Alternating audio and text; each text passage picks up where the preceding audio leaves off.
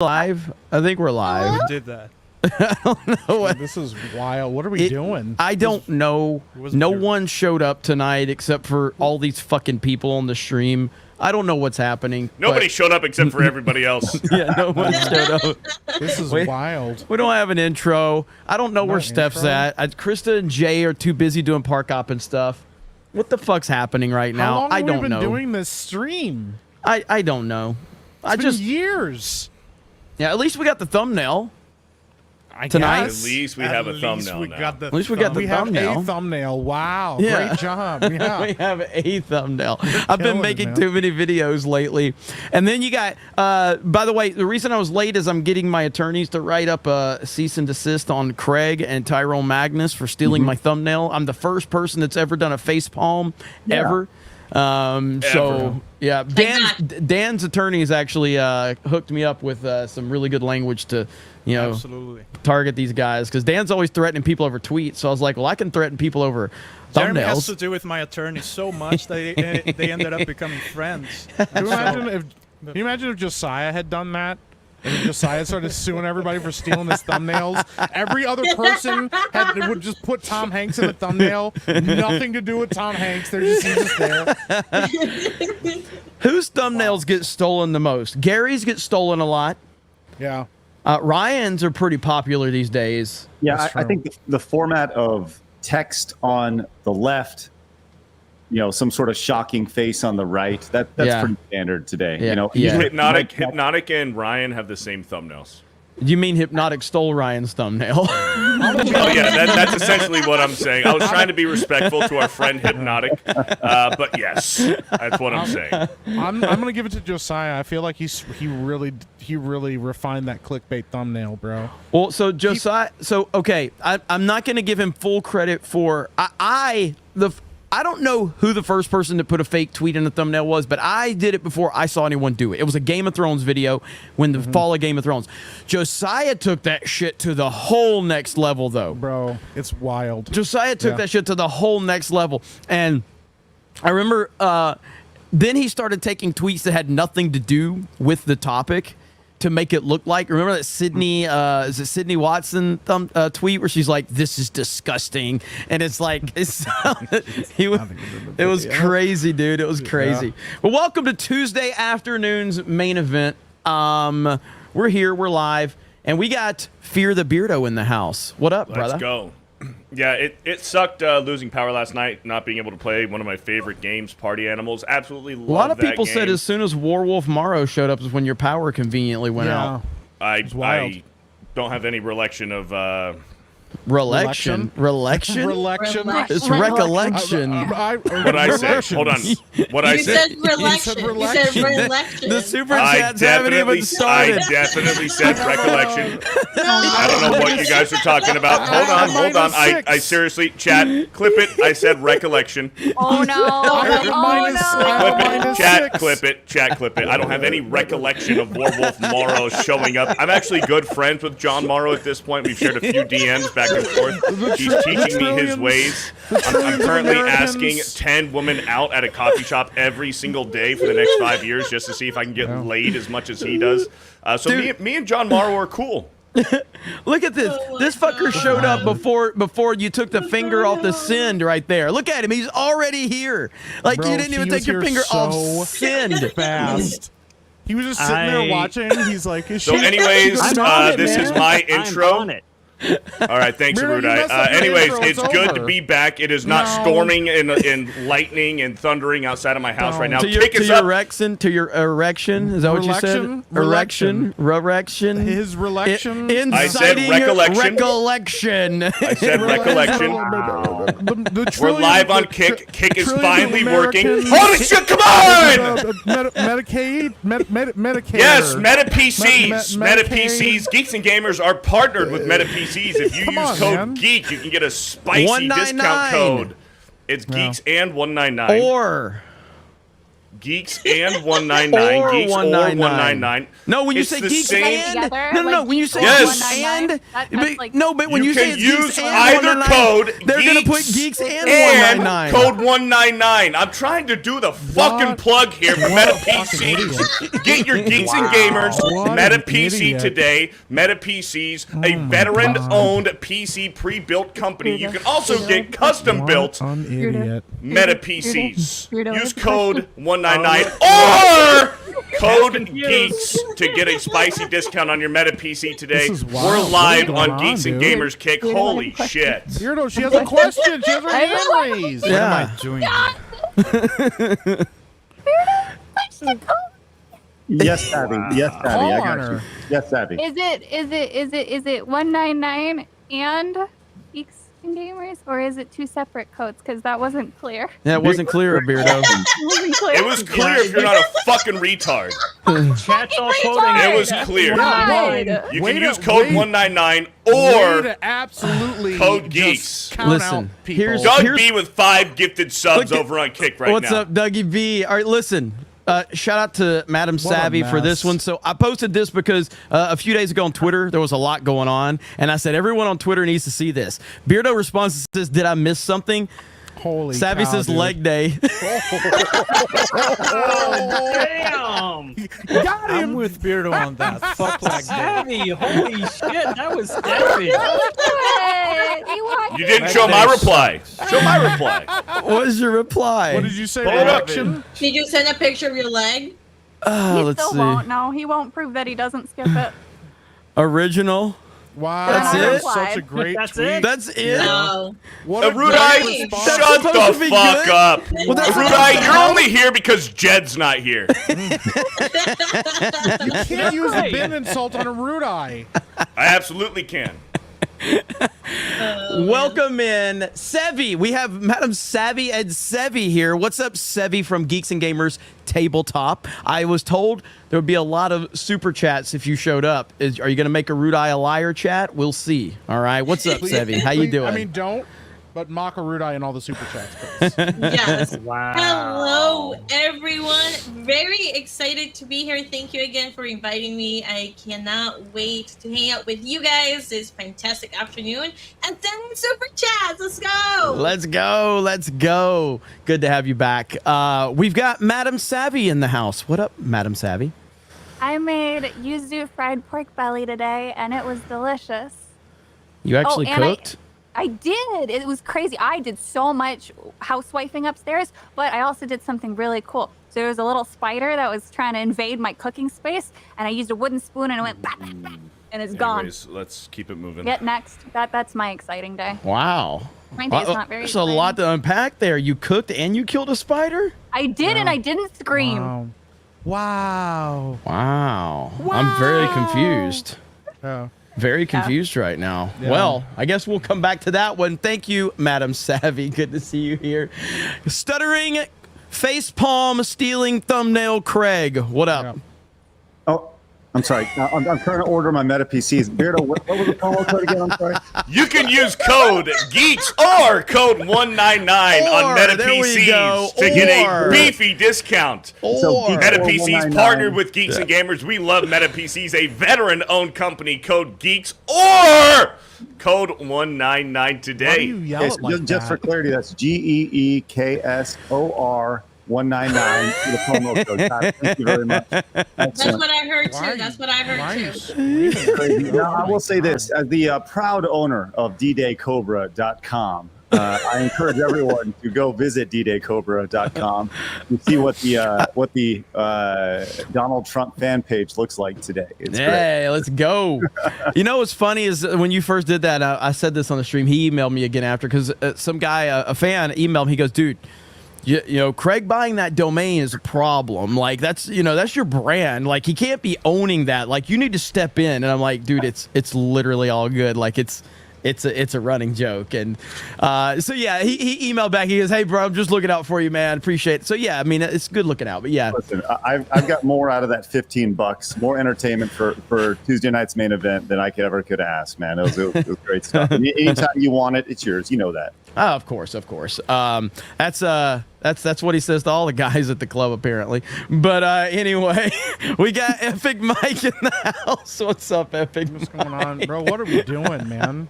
This is wild stuff. Remember, guys, we're professionals. Yeah. We've been doing this stream for like 2 years now. We do get paid to do this, so we technically are professionals. Yes. We are professionals. okay, Craig? And Thanks, Dan. yeah, some of us have been on the internet checking. a long time, and we're still nobody knows what we're doing. you know? Nobody Just- knows. We're just nobody here. knows. We're just making it up as we go along. If we can do it, anybody can do it. That is true. If Beardo can survive on the internet, as long as he has, anybody can survive on the internet. What the fuck is that supposed to mean? You said you said relection. You did. You Chat did. reminded- You made up a Biden Relection. word, bro. Relection.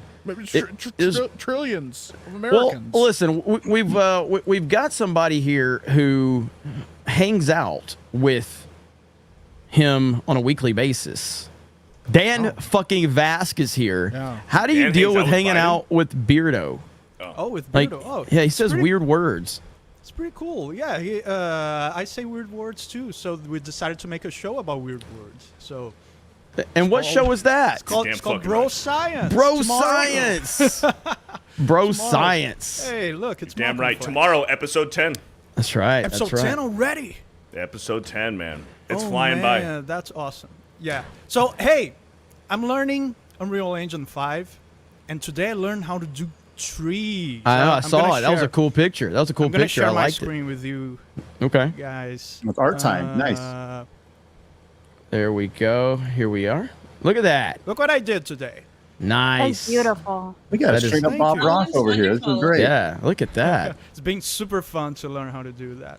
That I looks like the awesome, man. mountains. And The it's mountains in the background are amazing. awesome. Thank you. It's amazing how accessible Unreal Engine 5 is. I didn't pay anything. It's like you can do it for free. It's awesome, man. Do you work with Blender too? No, that's everything Unreal Engine 5. I don't know anything about modeling 3D assets and stuff. I'm learning everything from zero, and it's extremely accessible to learn. That's cool, man. Cool. That looks Yeah. Good awesome. for you, Dan. Always improving your skill set. What a stud. Yeah, Since you're a rich just love Brazilian, it, can man. you like buy me some land like that so I can go live on it? In real life, yeah, I don't have money to buy land like that, so I make it on Unreal Engine 5 and look at it. But Dan, I hear a rumor you might be hanging out on Main Event a little bit more these days if we keep this earlier time. Yes. Now that you're streaming at reasonable, decent people's hours, like this was actually an invite by Jeremy from years ago. Right? Yes, yes, It's yes. like, I'm a couple of years late in accepting the invite, and I'm sorry it took so long. But now I can finally say, hell yeah. Let's do it. Geeks and Gamers is just crossing our my audiences. My audience with your audience has brought me nothing but good things over the years. And it's just a joy, just a pleasure to be here. Look Can at I point that. out What a that nice it's- guy. His decent hours is still pitch black outside for him. He's like, oh, decent normal hours. Pitch What black time out. is it for It's you? like 3 a.m. I'm 1 hour ahead of EST. So you're it's so it's 7:20. 7:20 Yeah. for you right now. Okay. What time Why gets is it dark where you okay? guys at? Right was it now, Pen- on the East Coast, it doesn't get dark until after 8 right now. Yeah. That's crazy. Yeah. To me, it's 6 Craig, you're o'clock. muted. It's already dark. Just talking Yeah. into the void. That's all. Yeah, about 9 o'clock. Also, I have to defend Beardo slightly. He taught us all a new word today. Relection is a real word with a Latin origin, What and a it means fucking idiot. obsolete. Oh my god, I'm gonna have to Like look at himself. that. Let's bring it back. How appropriate! Imagine Oh my I know what the gosh, fuck I'm Andy, doing. it is- if you just it is shotgun. a real You word. used it in the wrong context. I know what I'm but doing. It is a real word. If you Chat just rewind it. shotgun Give him enough that. random words out there, you'll eventually just hit one, and you're like, yeah, I did it. Yeah. I know a few. Oh man. Well, speaking of gays, what's up, Arudai? Wow, that's the introduction I get. That was a It's dick not even move. I Pride Month. hop on last second with you. What's up, man? No, very happy to be here. Good times, and glad to be here. I also want to thank Beardo for the new name for my channel. It used to be Geeks and Gamers Tabletop, but he renamed it Geeks Gamers Titty Top, and it's been very popular ever since. You're welcome. appreciate Honestly, that channel will be the biggest channel under the Geeks and Gamers banner if we run with that name. You're welcome. It'll be Do it. easily, that'll be 500,000 subs in about 2 Just weeks. drop the tabletop, just Geeks and Gamers titties. Yeah, there Okay. you go. It's so much better. 1 million subs incoming right there. Matter of fact, I was watching Side Scrollers today, and you guys were talking about that game from back in the day, that the IGN review of it. The Yeah, the guy game. yeah. Yeah. So Oh, that yeah. was. So tell us it really well. Let me introduce Malcolm, and then I want to talk about that really quick. Please. So if you can, Yeah. if you pull that story up, that was a pretty crazy story. So Malcolm Flex in the house. What's up, man? How you doing?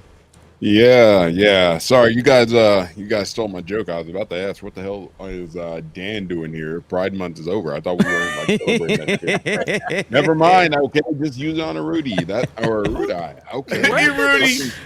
Where did this Rudy or Malcolm Rudai? Flex guy came from? I've been watching the show for years, and suddenly we have this gay Uche showing up. Holy shit!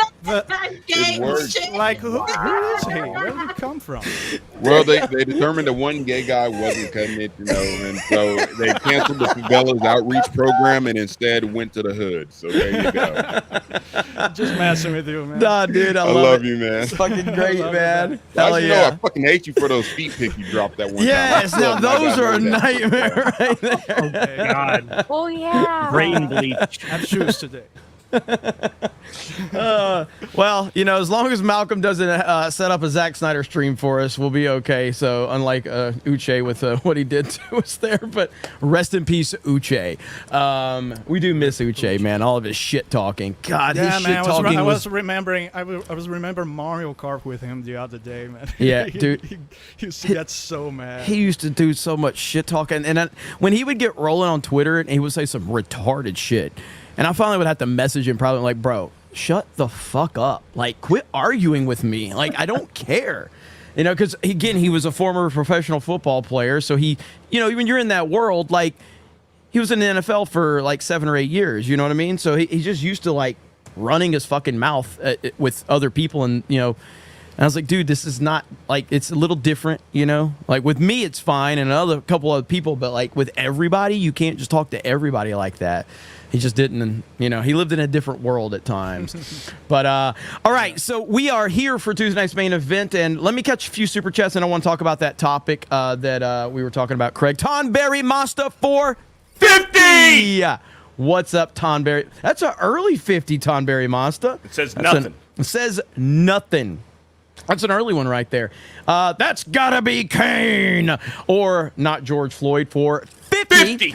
Says Jeremy, today on Daily you said this channel had the best month we've had in terms of views since George Floyd died. Making a joke about the wrongful death of someone is simply unacceptable, and you should be ashamed of yourself.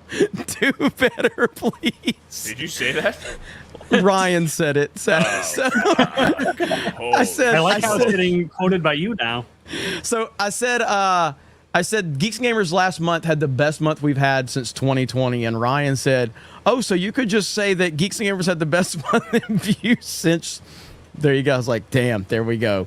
Thank you, not George Floyd, or as Jay says, Kane. Thank you for the 50.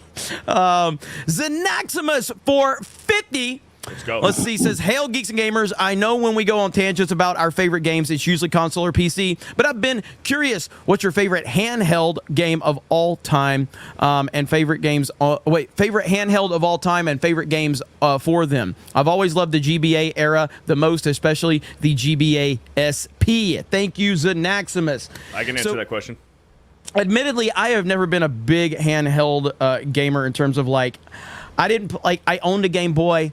I owned a DS. I specifically only played like the Mario Kart games on DS because like Mario Kart DS was absolutely fantastic. That was a game changer. Then Mario Kart 3DS, I played that one a lot, but I never really got into a lot of. I wanted to play Super Mario 64 on the DS, but I never got around to it. So I'm not super qualified on that. So we'll pass it over to Beardo. What's yours? On the Game Boy, for me, it's easily Pokemon Emerald. Pokemon Emerald is a perfect game. That is a game where I would consider giving it a 10 out of 10. Pokemon Emerald's fucking phenomenal. Oh, a 10 out of 10? Oh, we got our Wow.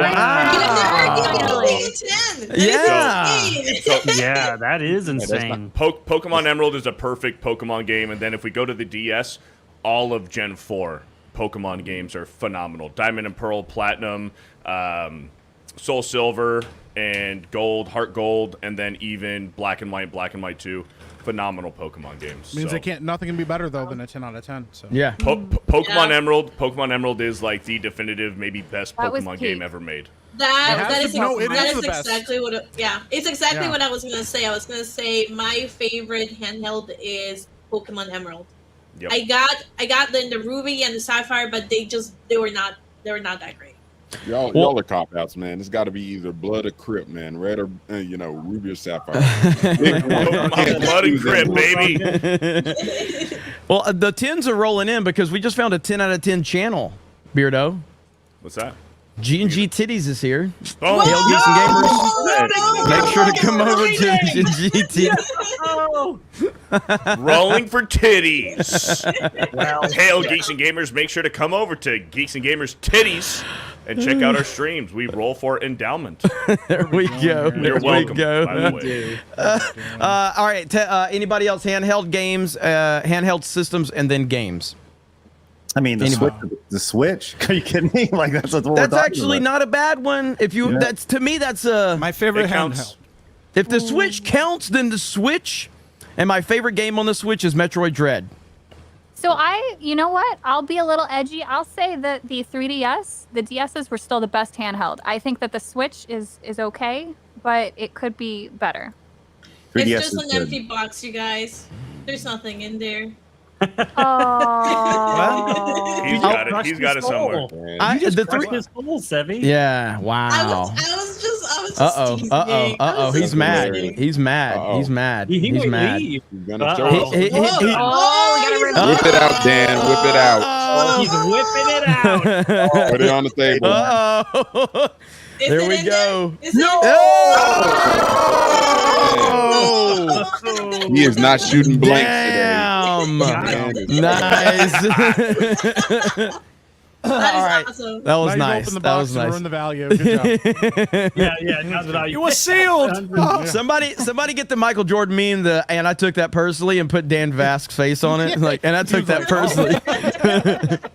But I will say that the 3DS was a good system. I enjoyed it in the little time that I spent with it. Go ahead, Malcolm. You had something?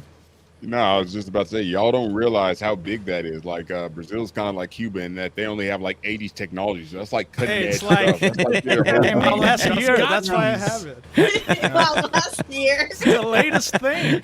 No, just kidding. Literally. The latest thing. We already have this. We general manufacturing. Hey. So Matches this his one is phone. probably the one I played the most my entire life. But nowadays, my favorite would be the Game Boy Advance SP because you can just play everything. You can Yep. play The Game yeah. Boy, Game Boy, Game Boy Color. Game Boy Yep. Classic, Game Boy Color, and of course Game Boy Advance. So Yep. and it has a backlit screen Yep. without that when needing that to mod. So Yep. that's That my was a game preferred way to play Game Boy games. Even The classic Sims Game Boy busting games. out. If you don't have that, get that. That is a gem. So I guess the question here is for a panel: is the Switch considered a handheld system in this It is. discussion? Yeah. It is. Yep. Okay. Yeah. I It's think modular, it does. so you I can. think I don't think so. Dude, there are people that straight up only play Switch as a handheld on the go Yeah. constantly. That's their way of playing it. Like Well, they and then never. especially if you I've look only at it ever this plugged way, it in once. if you look at it this way, the Switch Lite can pretty much do everything a regular Switch can do except for dock. Yeah. So if you're just playing Switch Lite, absolutely, it's a handheld game. Yeah, So Yep. Hey, Beard Yeah. said doc.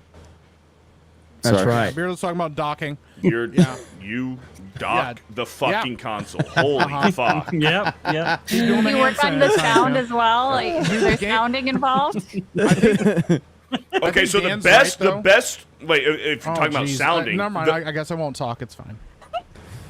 Epic mic channeling is best J. Somebody fucking say something, you fucking women. Come on. I was going to try to say, hey, you know what? I think Dan's onto something. The Game Boy Advance, the Game Boy Advance SP was pretty great.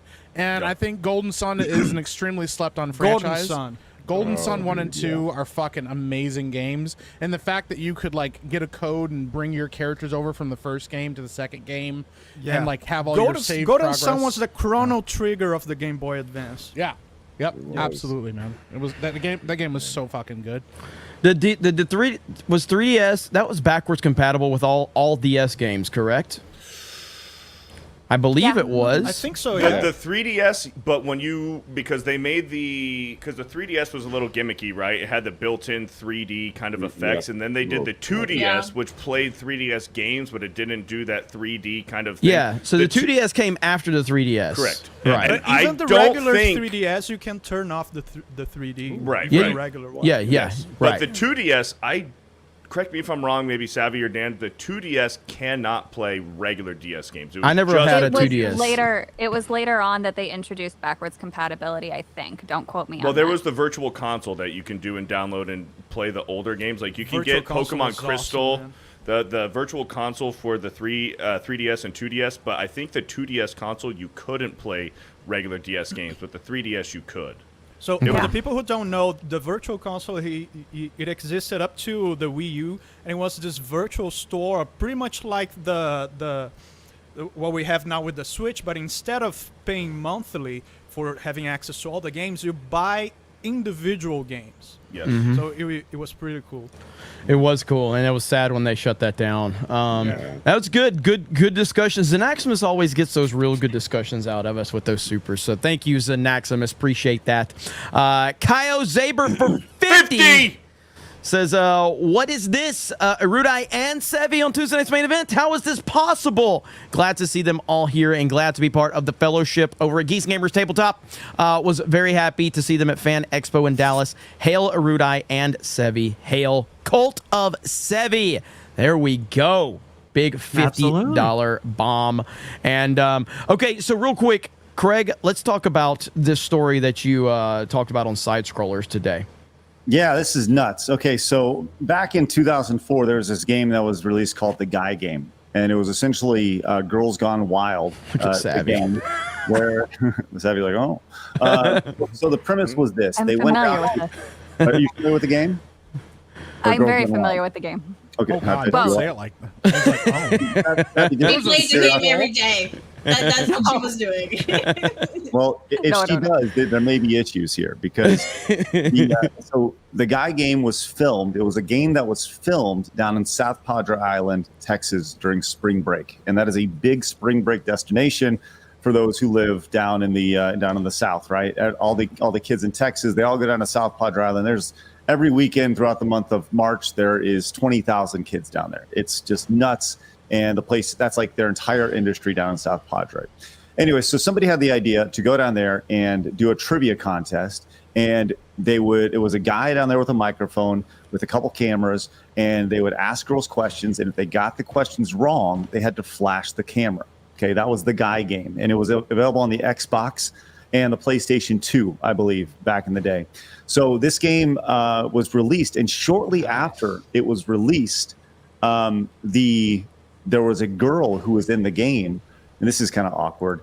Her brother let her know that she was in the game exposing her boobies. And if you want to share my screen here, there's a little bit more information on this. So it was released in 2004, and shortly after, Jane Doe was informed by her brother that the game contained multiple images of her exposing her boobies.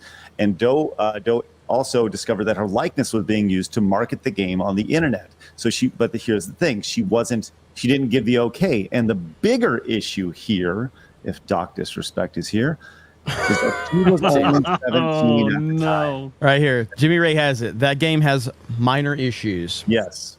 Wow. So she was 17 at the time, and she sued. She sued the company, obviously called Top Heavy, which is pretty funny, for number one, an invasion of privacy, and just like all the other stuff. So here's how it ties in today. 20 years later, up at Too Many Games, which is a big event up in Philadelphia, Pennsylvania, the game was seen listed for $250. at a vendor booth at one of these things. So somebody tweeted this out. There's like $250, and they didn't know the backstory behind this, right? So this gets out. This gets out over the weekend, and well, because there's a minor in this game, all of a sudden, guess who gets involved? Well, obviously, Con Security gets involved, and apparently the FBI also got involved. So this is one of the you're dealing with, selling a game that has a minor, right? Yep. Yes, material. Yeah, this is one of those situations where it's like, yeeks, I remember back at school. And that tweet had 80 million views. Yes. Yes. Sorry, I didn't mean to interrupt you, Craig, but 80 million views on that tweet. Good Lord. Damn. Yeah, it was a big deal, and it got passed around a lot. And it's funny because I remember. That's a bad use of words. Terrible use of words. Oh, man. The game got passed around. Elijah Blue style traffic. Man. I didn't get it. Yeah, well, the game got passed around. Anyways, yeah, I remember back in the day we did a video about, if I recall, like 2007, 2008, just shortly after the game was released. One of my hosts on the channel had the game, and we didn't know any of this stuff that had happened. But the game was obviously clearly pulled, and that's why it's obviously $250, and that's why it's illegal to sell it. So. It's one of those like really interesting aspects of video game history, So. Yeah, that's wild. And that's not even a story I was aware of. And I try to follow like retro games and stuff. Like Dan, I know you're a big retro collector. Were you aware of that? Like the situation? I didn't know. I was never a huge Xbox guy. I was more of a PS2 collector. I'm starting to build up my Xbox collection now, but this is crazy. Those little. It's just. I wouldn't call this a little fact, but similar little facts is amazing how this influences the inflation of prices in the retro gaming community and stuff. It's crazy stuff like that. It might be a terrible game, and because it was a terrible game, they didn't do a lot of them. And now it's like $1,000 for one copy, just because it has such a huge demand for it. But that's crazy. I didn't know about that story. Are GameCube games still astronomically high in the retro market? Because they were insane about a year and a half ago. I mean, they were just stupid. Some of the, and again, a lot of that is what's the company that values them a lot of? Was it WADA? Is that it? Yeah. So they are like, they basically have gotten into the game and really ruined the industry for a lot of actual collectors. A bunch of fucking like millionaires getting into it, and then a lot of what's that? Go ahead. I don't know who they are. Go ahead. They take the game, you send in a game, and they grade the game based just like you would a comic or something like that. Right. And that's how it's based off collecting. So. Now, they're kind of seen as So Craig showed the review of IGN of that game. What's the game called? Is it the Guy game? The Guy game. Yeah. Okay. So he showed, and we're going to share the screen here in just a minute. So he shared the review. Now understand, this is IGN. Imagine IGN writing a review like this in 2024. Here we go. And I actually think this would be best if Sav actually read this off. Sav, if you want to read this off in your best whatever voice you'd like, I think this would be best. 7.5 presentation. Simple, easy rules and explanations. Plus boobs. 7 for graphics. Boobs, and more boobs. I mean, what else matters when there's at least 120 plus boobs here? 7 for sound. Boobs, and more boobs. Do you hear me? Who cares what it sounds like? 7.5 gameplay. So once you unlock the boobs, you see the cheerleader boobs. You'll get a chance to see more boobs. 7.5 for lasting appeal. This single-player campaign has 1,000 alternative questions for sloppy seconds, but it should last best as a multiplayer game. Boobs. Very good reading, Savvy. Very good reading. Calm down, I could have chat. done it better.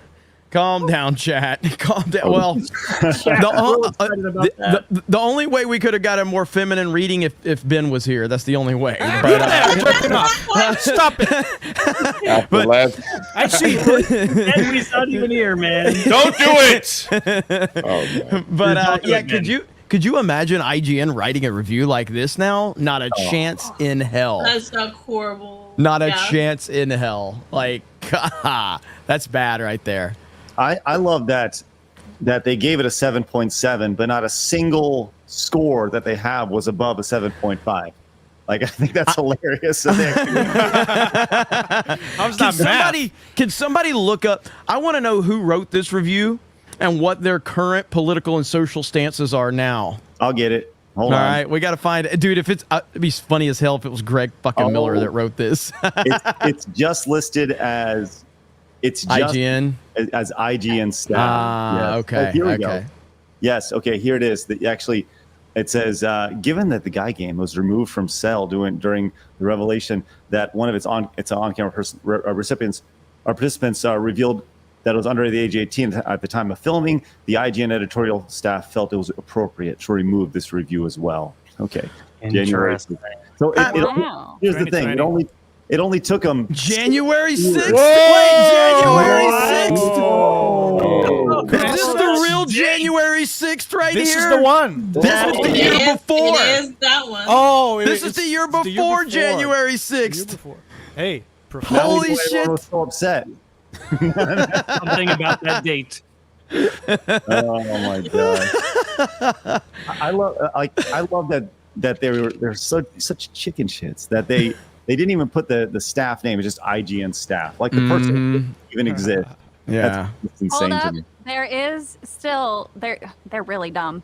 So they have the answer sheet and unlockables by Mystic Weirdo, updated February 6, 2013, posted September 6, 2004, and they still have an entire guide with with all the answers.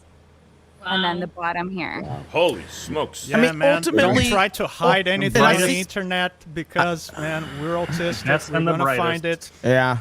I see you, ABF. ABF just dropped 50 gifts. Let's go, ABF. I'll get to it in just a minute. Here we go. baby. So I want to know what Vampire Horde is doing right now because they went through and they played this game very well. Brian Mitchell, the extremely generic Brian Mitchell, and Alex Hall, man, three very. Oh, there's Mystic Weirdo. I bet he has pronouns. Anyways, so yeah, people were very passionate about this game at the time, which is. Wait, I think I just found the review. Yeah. And it's still on IGN. It says Booze, Boobs, and Trivia You Betcha by IGN staff, updated June 20th, 2012. And then video games are predominantly played by males, blah, blah, blah. And it's a whole thing. Okay. And there's pictures. Wow. Here it is. Down. This right here, Jesus Christ. 2004. Yeah. Once again, Yeah. just the generic IGN staff. So, yes. Just imagine how down. They bad you didn't got hide to go. Mr. Pringle there.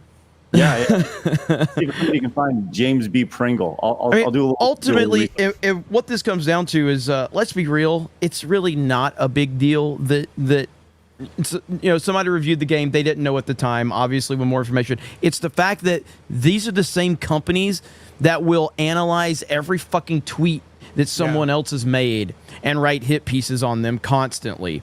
That's the problem. Like, I don't think that there's anything inherently wrong with the fact that someone made a review of this game and then more information came out and it's like, oh shit, this, how are you supposed to know? It's the fact that they spend all their time virtue signaling and pushing all this leftist propaganda bullshit. That's what's funny about it. And so I just want to make that clear because it's just a hypocrisy of the situation. It's who it's coming from. Yes, exactly it. And, but yeah, I mean, that's a crazy story though, that game and the police had to come get involved. Too many games. I've never really heard about that until I saw like some of the Spawn Wave guys were tweeting about it, and so I saw. Is that a pretty big convention? I went to it probably a decade ago, maybe. So it's been around for a while then. Oh, yeah. Now, when I went to it, it's certainly grown. When I went into it, it was just like in this dingy hall. It was definitely starting up. But it's definitely grown. I think it's like at 150,000 square feet, which is a massive convention. So yeah, from what I understand, it's obviously been around for a long time, and there's a lot of people who go to it. Okay. All right, not bad. I want everyone in the chat to give a big thank you to Alec Baldwin's Finger for the 50 gifted memberships. Damn. Thank you, ABF. Appreciate you, brother. Always Shout supporting, out. and we appreciate that very, very Never much. miss. Never misses. Never misses. So thank you, ABF. Appreciate you, brother. Okay, so we have a lot to talk about tonight, and the main story I want to talk about is one Alana Pierce and her interesting take on video games and being able to pause the video game. And we're going to talk about that here in just a minute. Beardo, you want to catch a few of these super chats really quick? And then Sure, we will... why not? The Wolframe Heart with a 199 says hashtag rescue Dave Filoni's dog. Warlock for a $36 says nothing. Thank you, Warlock. Andre CR for a 15-month recommitment, late and gay. Doesn't matter what month we're in. Also, who's got more crap on their floor, Savvy or Ryan? Probably Ryan, to be fair. Probably Ryan. Probably I cleaned a Ryan. little. Nagranol for a $10. Hail, Geeks and Gamers, Sevi and Savvy. This won't get confusing at all. At least Craig and Jeremy match. Thumbelina strikes again. Hail, Tuesday night's main event. Gohan creates Prometheus Creations for a $10. Call of Duty Black Ops stream after Tuesday night's main event. Do it. Not tonight. I'm gonna cover the Jeremy. Acolyte. Look at Jeremy. Oh wow! What the fuck? Look at Jeremy. Oh, Screenshot. fucking- Chat. Screenshot. From the Game Boy Here, no, camera. let's go. Let's go It's a full Game screen. Boy camera. Screenshot. I'll go full screen. Hang on. There we go. Screenshot chat. Let's go. That's awesome, Did you guys- dude. I remember the did you Game Boy guys camera notice- too. There we go. Did you guys notice that Jeremy's screen went all weird once Craig put his thumbnail up with the hands like that? you see It that? was right when he did it that Jeremy's camera went kaput. Psychological warfare. Huh? I want to Daniel stream Gray from a with Game the- Boy camera one day. Sorry, Gary. All right, well, you're let me good. answer it. Gohan creates. Yeah, not tonight, unfortunately, because I've got to cover the Acolyte. But I am looking forward to playing some more Black Ops, OG Black Ops, and I'm looking forward to Black Ops 6, dude. Black Ops 6, I think is going to be fucking good. It's gonna This be is, so good. it looks really freaking good. I've So been I, inviting Jeremy to play Fortnite for 1 week, but this dude suddenly decided to be responsible. hey, I played last night. You did? After Party Motherfucker. Animals, and I regretted it Oh, no, because it I was stayed too up for late. like hours. God, man, there was so many one mores, drove me crazy. So I No, but it played was the late. new Fortnite Reload with my brother off stream the other day. It's fantastic. Had a lot It's of good, fucking right? It's fun, fucking man. Reload It's is really good. fantastic. It really is. It really is. I guess I'm about to go with my backup camera. Let me see if I can get it working. Daniel Gray with the $10. First the Acolyte, now Agatha. If I had a nickel for every Disney show this year that has a lesbian witch in it, I'd have 2 nickels. I know that's not a lot, but it's weird that it happened twice. Yeah. Did that come out today? Is Agatha gay? Well, of course I- she is. I really have not kept up with any of the MCU stuff, so I can't say for sure. I don't keep up with their. It's all of it's just dog shit. What I've seen is that the new Captain America 4 has like a $400 million Yes. budget. Yes. Insane. Yeah. I mean, Insane. And how many reshoots too? They're on like their 4th or 5th reshoot as well.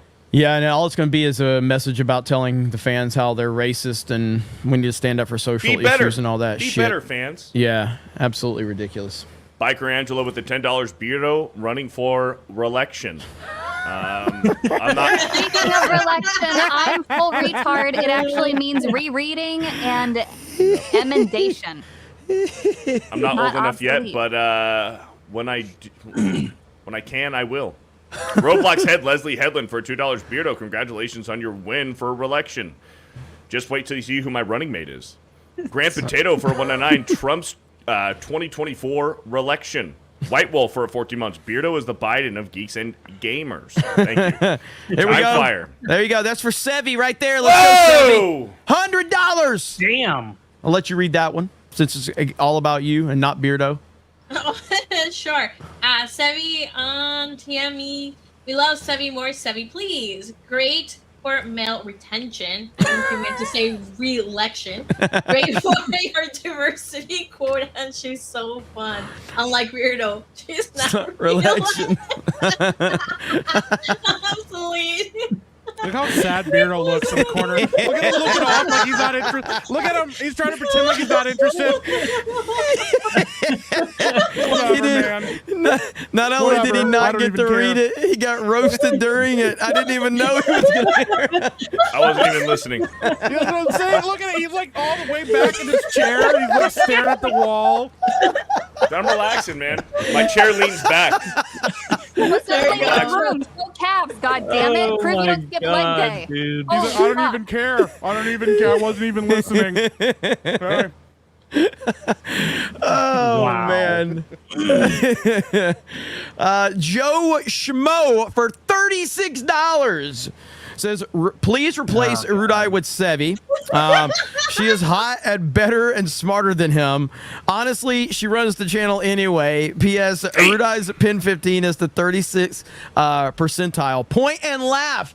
Holy shit. You guys are, everybody's getting roasted tonight. Holy fuck. Don't point laugh at me. What a fucking Energy loser. is high. I'm loving it. Hey, Y'all on some Malcolm shit tonight. you chat bastards. You got to bring that heat. This is the best super chat of the night, though, right here. Read that one. Who do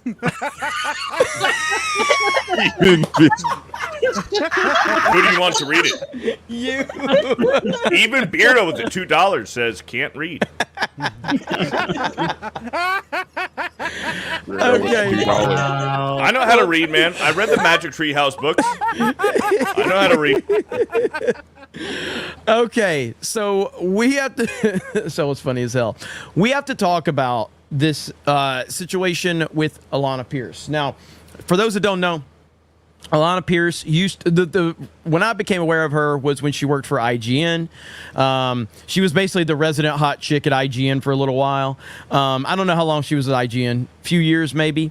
Then she, I don't know if she was trying to be a YouTuber before IGN or after IGN, and then she got involved with Santa Monica Game Studios, and she was a writer for God of War Ragnarok, and I really don't like Alana Pierce. I really don't like her.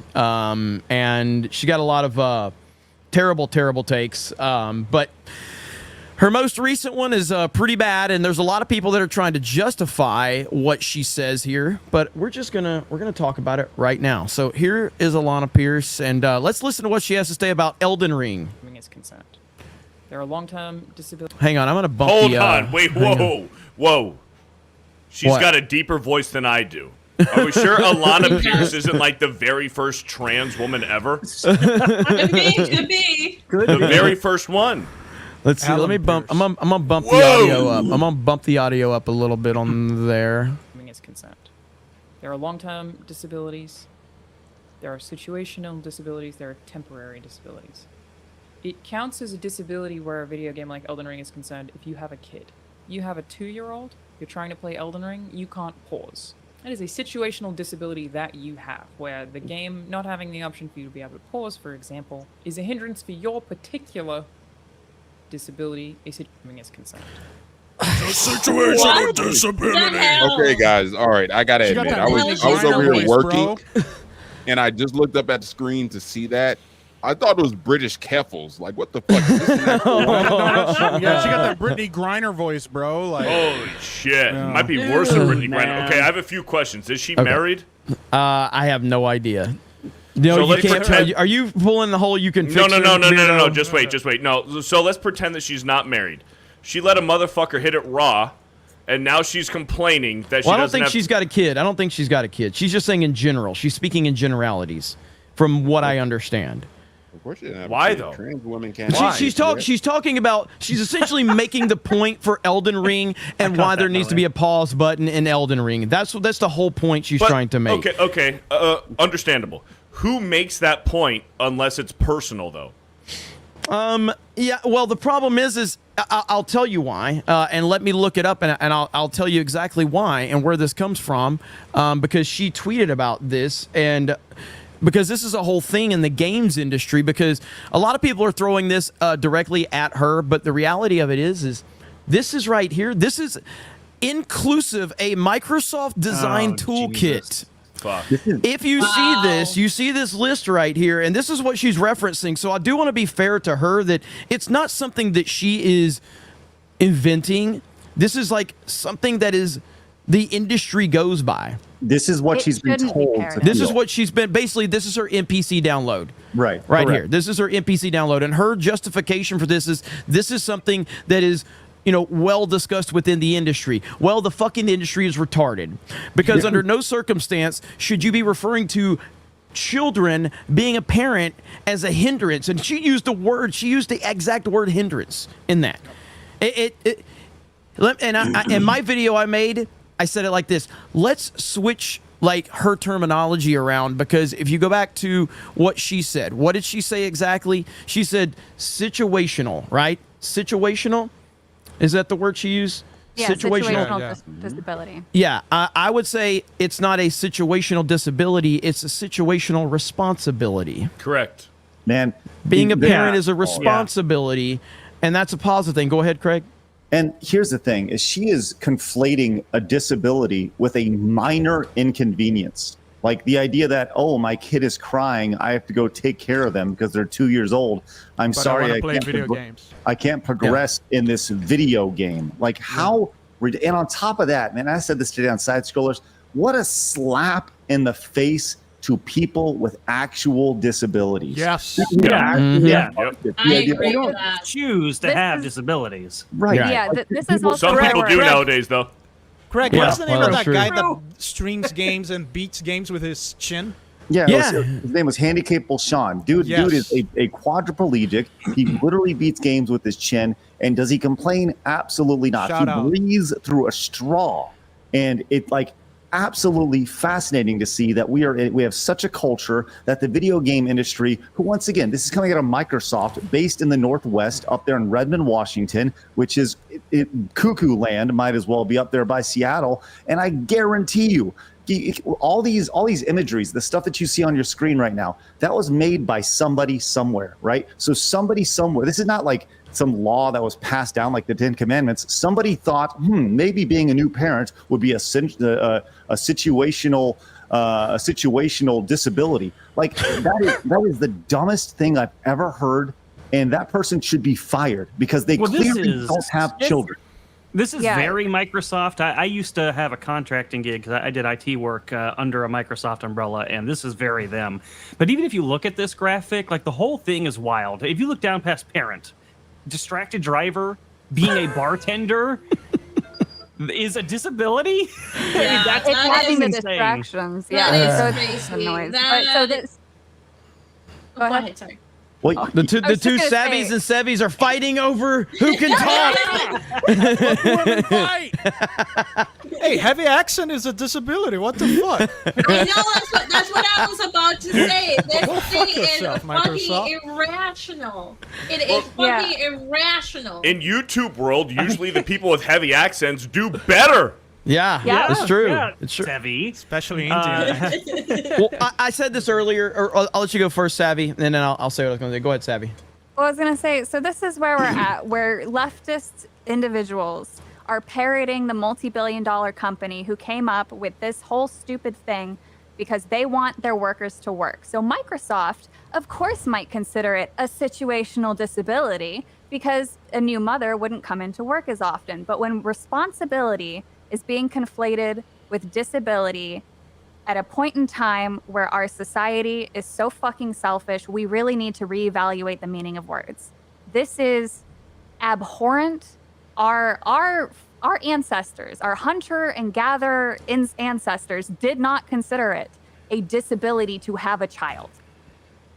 Exactly. This is loony. This is is. insane. Well, And real quick, I want to get this real quick. Pokey says, I'm a paraplegic, and I hate how Alana and her compatriots in the game industry use disability to describe every ailment under the sun. It dilutes the severity of people with real disabilities. 1,000%. I spoke on this earlier, and thank you for the super chat. I appreciate that. But, like, I don't remember when this was. It was an interview with Denzel Washington. This was a long time ago. And the interviewer was essentially saying, like, Denzel, you're one of the greatest actors of all time, blah, blah, blah, blah, blah. How important is it for you to choose certain roles, how impactful that is, and this is one of the biggest responsibilities, blah, blah, blah, be who you are. And he's like, I'm an actor. The biggest responsibility in anyone's life is to be a parent. That is the biggest responsibility you can have, not an actor. And I was like, dude, Denzel is the fucking man. You know what I mean? And it puts it in perspective. Could you imagine, though, if he would have said, at the interview would have said that same thing, and then Denzel says, well, thank you very much, I appreciate that, and unfortunately, I'm a parent, so I have disabilities, so I can't really do as many roles as I would like because of the disabilities of my children. That's the mindset that they're trying to speak into existence. You should never refer to your children as a disability, because if you do that over time, you will grow to resent your children, because in your mind, you are putting in your head that you resent them because they are holding you back. It is the biggest load of bullshit I have ever heard. I understand her overall point. She's trying to make this retarded point about a pause button. The way you make the point about a pause button is to say, I could use a pause button. You don't bring this other shit into it. Well, that's the thing. Here's the thing. Like, the attitude is the same as anybody that goes, well, my skin color puts me at a disadvantage in the world, or having a vagina means that I can't function normally in the world. Like, if your whole life is trying to be a victim, then you will find ways to make victimhood out of any situation that you're in. Well, I have a kid, so how am I supposed to function in life, and how am I supposed to do certain things because they're a distraction to me, and it's like, instead of framing it like, hey, I have responsibilities, it would be nice to be able to pause my game occasionally to do that. But once again, it's still going, hey, here's a thing that I want in a game, so how can I make it about me being a victim and play the victim card so that these companies will go, oh, wow, I never thought about it that way. I guess we should put a pause button into this game because these people are disabled and they're, struggling or having a really hard time. Instead of just going like, no, these games don't have a pause button. It's just how it fucking works. Sorry, man. And if I can make a point on that too, like it shows a softening of society as a whole. When you look at this, it's a downhill waterfall, right? Yep. They put this out. First off, they're treating things that we used to call just being sick, that you stay home or you get over. Ear infection is a disability. You're softening society, telling them that's a disability. Then you get somebody like her who reads this, all right, and then she now teaches herself, oh, well, that's a disability. That's language she's going to use to her employer or to her audience or to whatever. And then the people who are selling us our products look at what we're saying and what they're saying, and then they put that in our products. For example, I'm a D&D guy. I run the Tabletop channel. Now you can get figurines of people in wheelchairs. Your clerics and barbarians who have to wield axes and climb mountains and fight like epic gods and stuff are rolling around in wheelchairs because they have to be inclusive. Because look at that. Yes, he's got one. Yep. Look at how dumb this is. Has a net effect of just oh my god, it's so ridiculous, man.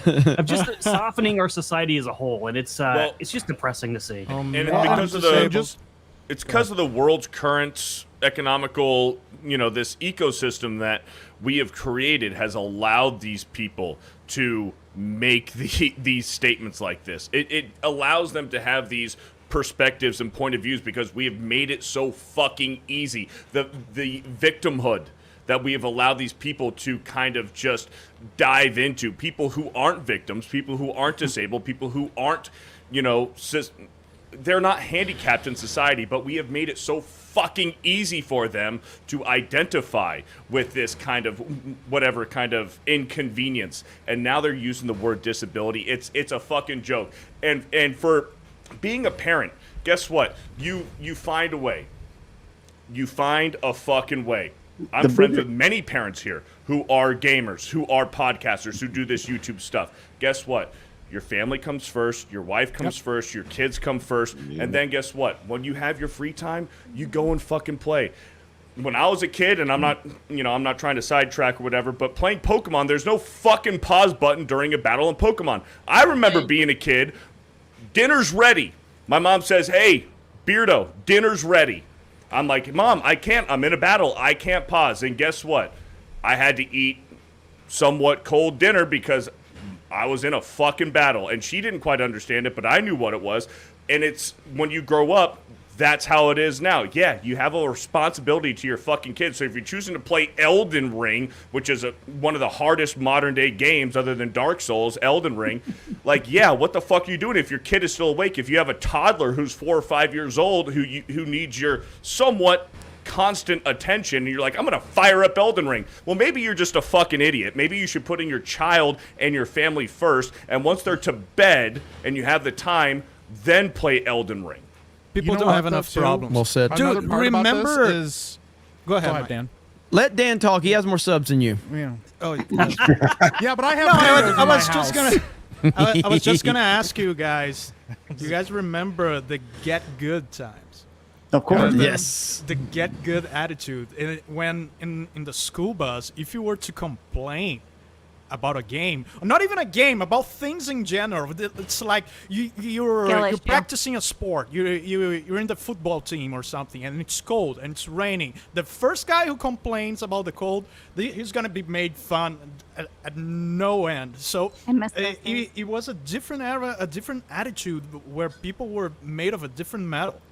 Absolutely. And the reality is, like, you know, once again, this is about a very popular game that people want to feel like they have access to and have influence over. When, like, we were playing multiplayer games and none of those have a pause button. Call of Duty has a pause button. And guess what? If I'm in the middle of playing and my kid says, Dad, I need something, you know what you do? You put the fucking controller down, you take your headset off, and you go do it. And you come back and maybe you get DC'd, or your boys are making fun of you or giving you shit because you had to walk away. But it's just the reality of it. Like, you have other responsibilities. And, like, not once has anybody with any rational fucking thoughts or brain power gone, man, I really wish you didn't have a kid so that we could play games together more often, or so you didn't have to fucking leave in the middle of a game. Everybody goes, yo, man, family first, bro. We get it. It's not a big deal. And the thing is, in Elden Ring, there are places where you can go and not die. So really, the only time that you ever need a pause button, you go, well, I've been fighting this boss for a long time, and I don't want to have to stop. It's like, get the fuck over it. Just go back and fight it again. You know? And then to add to what Mike just said too, yeah, like, video games, shocker, are make believe. Like, they're not real life. So guess what? If you have to go step away and take care of your family, take care of your child, whatever it is, or a pet, and if you die, oh fucking well, boo-hoo. Go back and just start playing after you take care of your real life, real world issues or stuff that you need to take care of, and you go back to it. So what, you fucking died? So what, your KD got worse? So what, you died to the fucking boss in Elden Ring again? You already died to him fucking 300 times. You're getting... Who cares? Go take care of your shit. You're gonna die. Come back and then fucking play it. Take care of your real shit first. Okay. Replace baby with girlfriend. There you go. Oh, that's there real disability. Well, What do you mean? You guys talk to women? She's like, can you just pause it for a second? You're like, no. Button. Go ahead, Craig. Go Okay, ahead. three things. Don't talk to me about a pause button when you grow up and you have to leave the console on overnight because one of us saved. Yes. All right? Oh, Yeah. Those who know. Yep. All right. Yes. Number 2. Yes. Listen, no matter what excitement you get out of that game, I promise you, and I said this in my tweet earlier, I promise you, you'll get way more enjoyment, way more memories out of the time that you spend with your child than you would ever get out of Elden Ring. And yes, some of those memories, some of those experiences are not fun. Waking up in the middle of the night, having to get up, stop your game. But you know what? That is part of life. That is part of parenthood. And that is not a disability. It's just an experience that happens. It is a minor inconvenience. And third, and probably the most important thing that I could possibly bring up, is how does this guy actually push his wheelchair when he has a shield and a club in his hand? Oh, Craig, it gets great. Farts. It gets really great, Craig, because we talked about this before, and this is actually was a major discussion in D&D. They go, what about when you run into stairs or you run into a thing you can't? Well, I'll just make sure that we can use. They go, the world has magic. I can just make my wheelchair fly. or the wheels are magic wait, and they wait, can you stick don't to need a things. wheel How It's about worse just than give that. yourself legs Go to ahead, begin with? Rudai. It's worse than that. It's worse than that. Their answer to this was, "Oh, the bad guys are going to put ramps in their hideouts now." Lame. That was also Lame. a dungeon. Dungeons that you go to have ramps built in to the world, Yes, they're so wheelchair that you can accessible. get Maybe around. they're not so bad. Well, it's because the demons or whatever enemy you're facing, remember- they also have disabled enemies. But stop. That's why they put the ramps in. Okay, there Oh, may no, be no, no, no, ramps. no. Once There's again, no disabled enemies because they don't want you to, do a hate crime against disabled people. So it's totally not allowed. but Nah, hold I'm on. killing that motherfucker. Go ahead. That Go doesn't ahead. even Craig. answer the question. They're holding a shield and a Yeah. club. They literally Yeah. can't push it. Their wheelchair will go on its own. Magic It's farts, magic. man. It's magic. Magic Here's the thing. farts. Like this is Towards not the even. Fart propulsion. You got to remember, like this victim. Oh, my mentality- face! Get it out! Get it out! Craig, Oh. can you start somebody told me that they don't recognize me or you unless we're doing this. So Yeah. we both need to just. Oh, do here this. you go. Hold on. So- I got you. No. There you I know go. we just got a big super chat. but- Faces. They're exactly the same. It really is. Holy crap. But here's the thing too, and Arudai can attest to this. What they do now is they put the impetus on the DM to say, if you aren't making things wheelchair accessible for your players, if you aren't putting in situations where disabled players can't have access to the world around you, that you're a bad person. You're You're a a bad bigot. person. You're Fuck 'em. you're a phobe Yes. or an ist or an ism because you didn't do things like that. You didn't make, if it's like if you're playing a game and this is not even a thing, when you start a game now, there's like all this checklist of things that you're supposed to do to make sure that you have consent for players to say, hey, Oh, do you mind if it's there's blood in the so game? stupid. Yeah. Are you okay if people die in this game? Are you okay It's if so you dumb. run into are you okay if orcs are bad guys in this game? Because I know you may relate to them more than you relate. It's may a relate wild to fucking orcs. game. Arachnophobia mode in Hogwarts Legacy. Oh, you're scared of spiders? Let's make them look Legit? not so scary. But I'll tell you this: the first time that I remember, fuck off. The first time that I remember something like that in a video game where there's some content that might offend you was Call of Duty Modern Warfare 2 with no Russian, and they said that there's a level in the campaign that you can have the choice to not play. That's the first time I remember something like that being put in a game. What year was Which is Yeah. wild. That is wild. That was man. 2009, 2009. 2010. 2009 was Yeah. MW2, That's right? early. Yeah, Yeah. BMW too. Yeah. Yeah. There's an MW2, actual- no Russian. They gave you the option to skip that level. Yeah. Yeah. But to That's be one fair, of, I can't that- believe, could you imagine no something like Russian- that releasing today? Yeah, no chance. no Russian was pretty fucking brutal. Like It was very as a brutal. It was kid, very I was awesome, too. What was that about? That's the That airport was a mission scene. where you have to go to an airport and you're playing a terrorist. You have to shoot the innocent civilians. In Well, an no, airport. so you mow down you're the a spy. whole. Yeah. So you Go ahead. play as a spy. You infiltrate this Russian terrorist gang, and then you have to go into this airport and just slaughter a whole bunch of fucking civilians. Like literally, Holy shit. the villain Was it says, every game? "Remember, no survivors. Kill everyone." So you No just kill a whole survivors. no Bane survivors. shows up. Remember, Bane no shows up. He survivors. says, Versions of "No the game survivors." without that, though. No There are survivors. versions of the has game to without bounce the real skip. quick. Say that Malcolm. again. What happened? Go ahead, Malcolm Savvy. has to bounce. Oh, Michael. Oh, go ahead. Yeah. Sorry. Got to You get good, out man? of here, boys. But yeah, as a resident parent, Would you have? All Do you have of- You mean as a responsibilities or do you have disabilities you have to attend Is to? there a disability that's going on? I'll say this. Only if I can claim them and get disability payments will I call my Yeah. kids as We situations. accommodate Otherwise, disabilities I'm here at married. Geeks and Gamers. Whichever gives me more tax breaks as responsibilities and whatnot. Hell yeah. But all right, fellas, I am out. Hey, Malcolm take has it easy, been here. Malcolm. Have a Take good one, care, brother. Malcolm. Later, man. What were you saying, Savvy? Does every version of the game have that? Because I don't remember a skip button. I don't remember a skip option was. either, but There was. yeah. You don't need to shoot anybody in that mission. You It's- don't. You don't. don't. You can go You through. never have and to you can- fire a you can- shot. Yep, but guess what? Everybody does. Everybody Yeah, does. Everybody does. does. And guess what? It's a fucking video game. It's Yeah. make believe. GTA's all about every single Yeah. GTA game. I will say Yeah. though, no rush is it's a pretty intense fucking scene, well, that's bro. the thing because in Call of Duty 1 in Modern Warfare, you have the scene where you get the guy that the nuke hits the city. You have to get on the helicopter and you don't make it in time, and that was shocking. But when the game starts and they're like, "Yo, There's going to be some intense stuff, and you're like, okay, what? And then they're like, remember, no Russian. You start mowing people down, and there's people running and screaming, and there's bodies everywhere. I was like, whoa. So if you were Those connected fat, to online, ugly bitches they put in video games nowadays. Sorry, go ahead. if you were connected to online on 360 and PS3, and you put in MW2 launch day, and you're connected to online.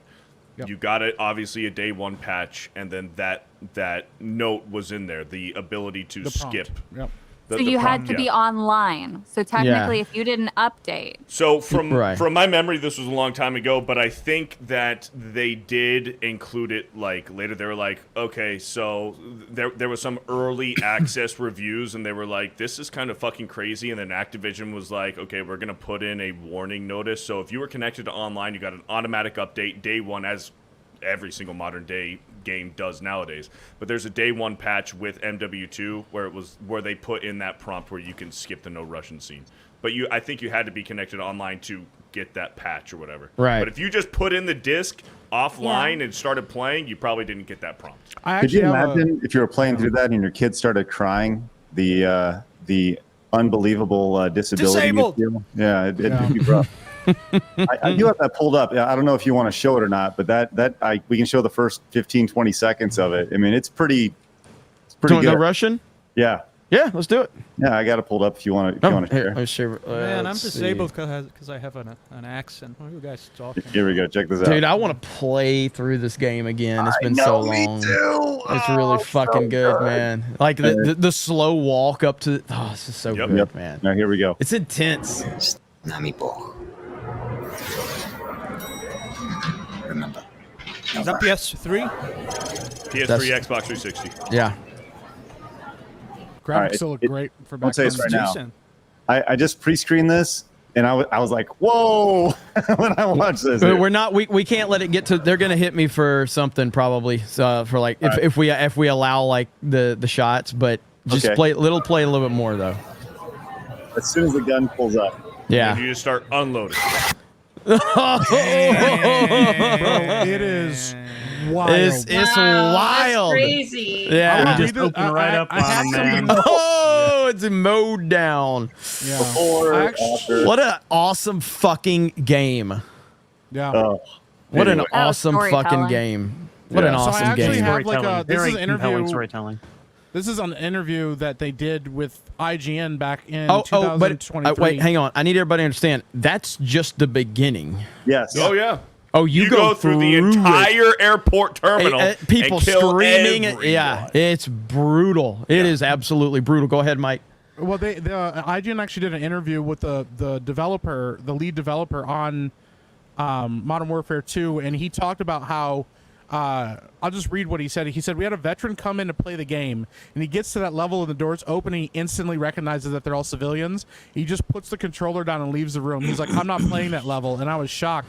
And I was like, wow, okay, no, this is a strong reaction to some people. So basically, originally, you had to participate, and then he noticed that, like, players would, like, not want to shoot civilians, so they'd shoot the wall, or they'd shoot around people, and he was like, well, I don't want to penalize him for that. But originally, it was not skippable, and then people were like, yo, like, he said he didn't want to because he said it felt like it was copping out, but they were like, yo, you can't make people go through this because some people are going to lose their minds playing this because of how awful it is. I kind of love that he at one point was just like, I don't even know if we should skip it. Like, that kind of feels like it's not, because it is a huge part of the game. It's like, it's such a linchpin to, like, even Makarov as a villain and stuff like that. It's so wild, man. Yeah, absolutely. Yeah. That was good. Good. Oh, yeah, go ahead. It comes back to the discussion of if you can't handle fantasy and storytelling and things that aren't real, though, you should probably not be playing those types of games because you're not mentally mature enough to handle it. And there's nothing wrong with that not being your cup of tea. But don't tell everybody else it's not their cup of tea. But that's their argument is, I want to be included. Yeah. I want to play the game that everybody else is playing. There's Like this this- modern obsession nowadays that everything has to be for everyone. Right. Yep. A game for Yeah. everyone is a game Because- for no one. Yes. Somebody else posted something today, and I can't remember who it was, but it was actually a really good point. They said everybody, all these companies, they like to have this whole like philosophy of this game is for everyone. We're building this for everyone. But the idea used to be it was just for anyone, meaning anyone who wants to can, but it's not necessarily for everyone. And I think that's a much better concept. In the past few days, I think the Helldivers 2 community or like the company they were talking about Elden Ring, and then they were the ones that said a game for everyone is a game for no one. So that happened just in the past few days. Right. Yeah. So I thought that was really profound. The difference between anyone and everyone. That's all the difference. Yep. You know what though? Who's the only people saying this game is for everyone are the ones who have investors. They have a board. They have people pushing paychecks and ESG and DEI. You don't hear the passionate individuals who just want to tell a story say it's for everyone. They're aware that it's probably niche and somebody's not going to want it. Right. Exactly. Which is what video games used to be. Which is what tabletop used to be, by the way, until certain people got involved. That's why we have a tabletop channel. It's the same thing with Acolyte, how they were really mad because they were like, we made this for everyone. Why don't you like it? It's like, why don't you think we like it? It sucks. Yeah. All 5 people check all the boxes for that show. Well, and there's also like that a nowadays, reality man. too. There's also a reality to the fact that like and Arudai once again can attest to this. The beauty of tabletop is that your players have complete freedom to do whatever they want. And in our current tabletop game that me and Disparu and X-Ray Girl and all those guys are in, we made a very controversial decision to do something in the game. And like even the people that were watching were like, yo, I don't know how to feel about this. But that's like the beauty of the game. Some people got pissed. They stopped watching for like a month, some of them. Yeah, some people got really upset. I got messages from people be like, yo, are you guys serious right now? Like and stuff because like the reality is that's how the world works and trying to rein everyone into living a world where you don't make any controversial choices or don't upset anybody or make anything right. That's not realistic and it's ridiculous and it stifles creativity. So you know what the world feels like nowadays? It feels like a day of fun activities designed by the school principal. Yes. That's really good. The fat school principal. The school principal who never played sports. That's how modern entertainment feels like. This is very true. That is very true. Well, that was a good discussion right there. And we have a great crowd here tonight. Really appreciate all of you being here tonight. Let's see. All right, Craig, you got to bounce. Yeah.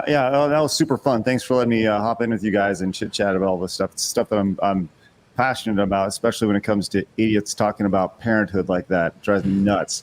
I think all parents can relate to what we were talking about there. But thank you guys. Appreciate it. Hopefully you guys come in. If you guys watch G&G Daily, find me over on Side Scrollers immediately after G&G Daily. We're live Monday through Friday, 11 a.m. Central Time. Would love to see you guys there. Tomorrow we're talking Warhammer with Arch.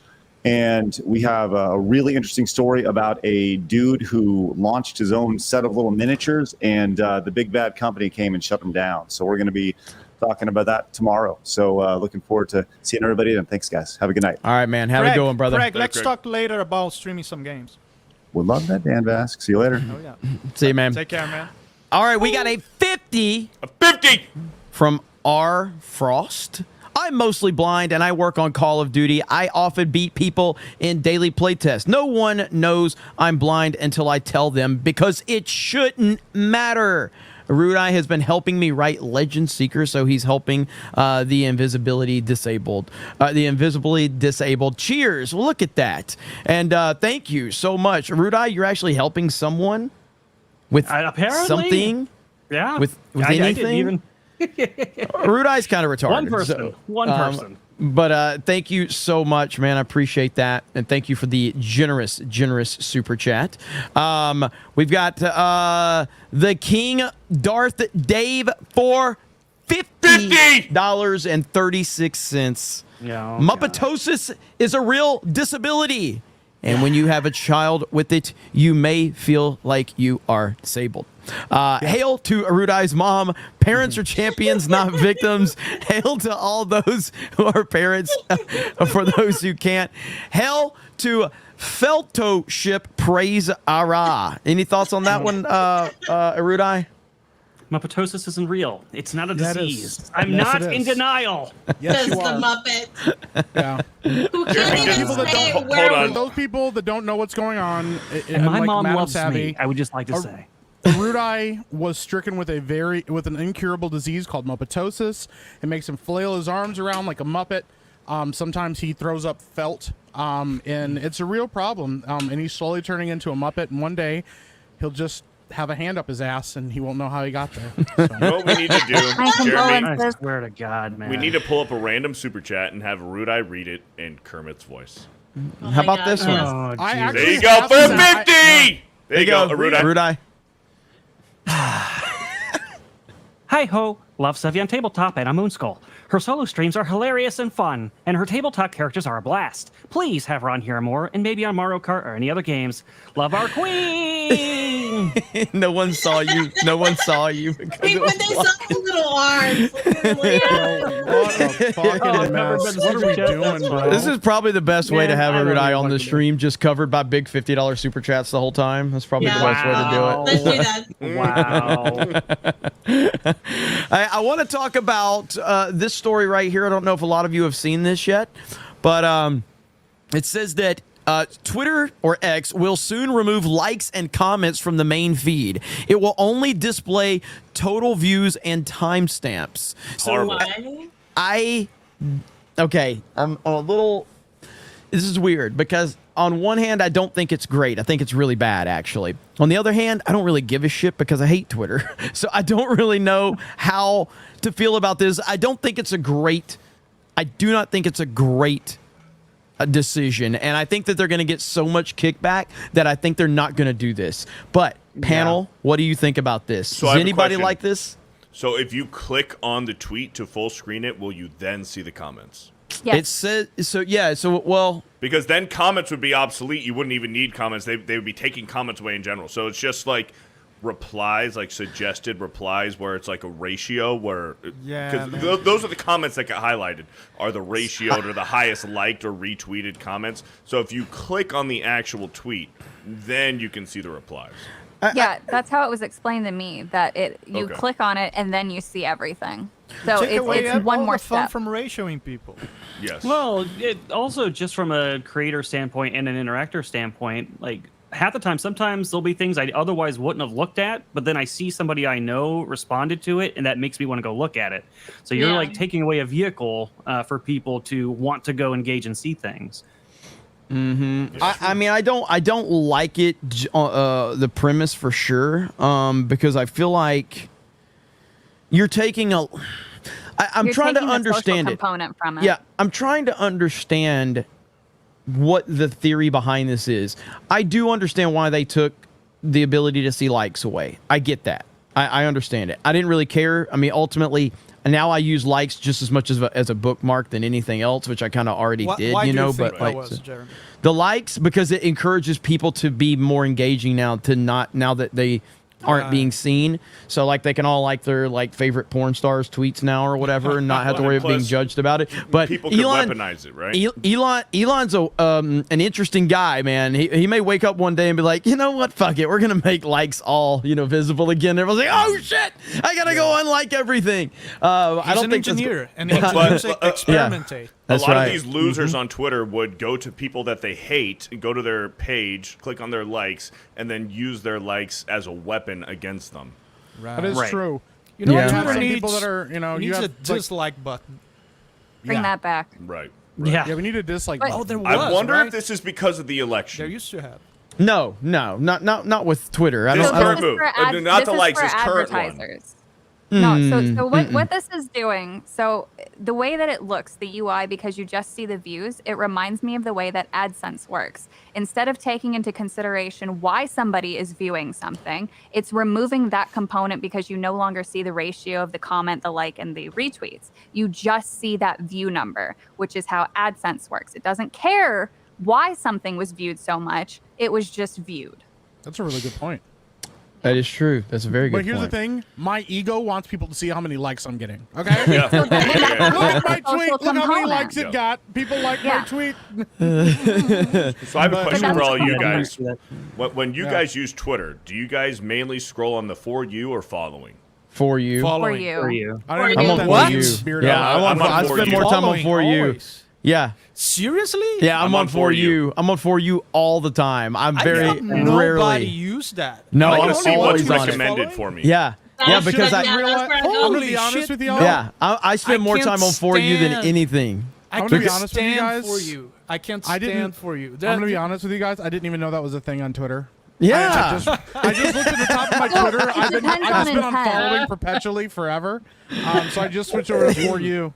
Yeah, I I- spend I- more. Depends on intent. I was like, though. Mike, I didn't realize until somebody tweeted it and pointed it out. It's like, why does Twitter have a For You following? Like, I only look at the following. I'm like, holy shit, that exists. Yeah, I like yeah. For You better, though. Yeah, I do too. Dude, and I notice every time, sometimes Twitter will try to push me to use For You and change automatically. And I always notice, I'm like, hey, I'm seeing dumb shit.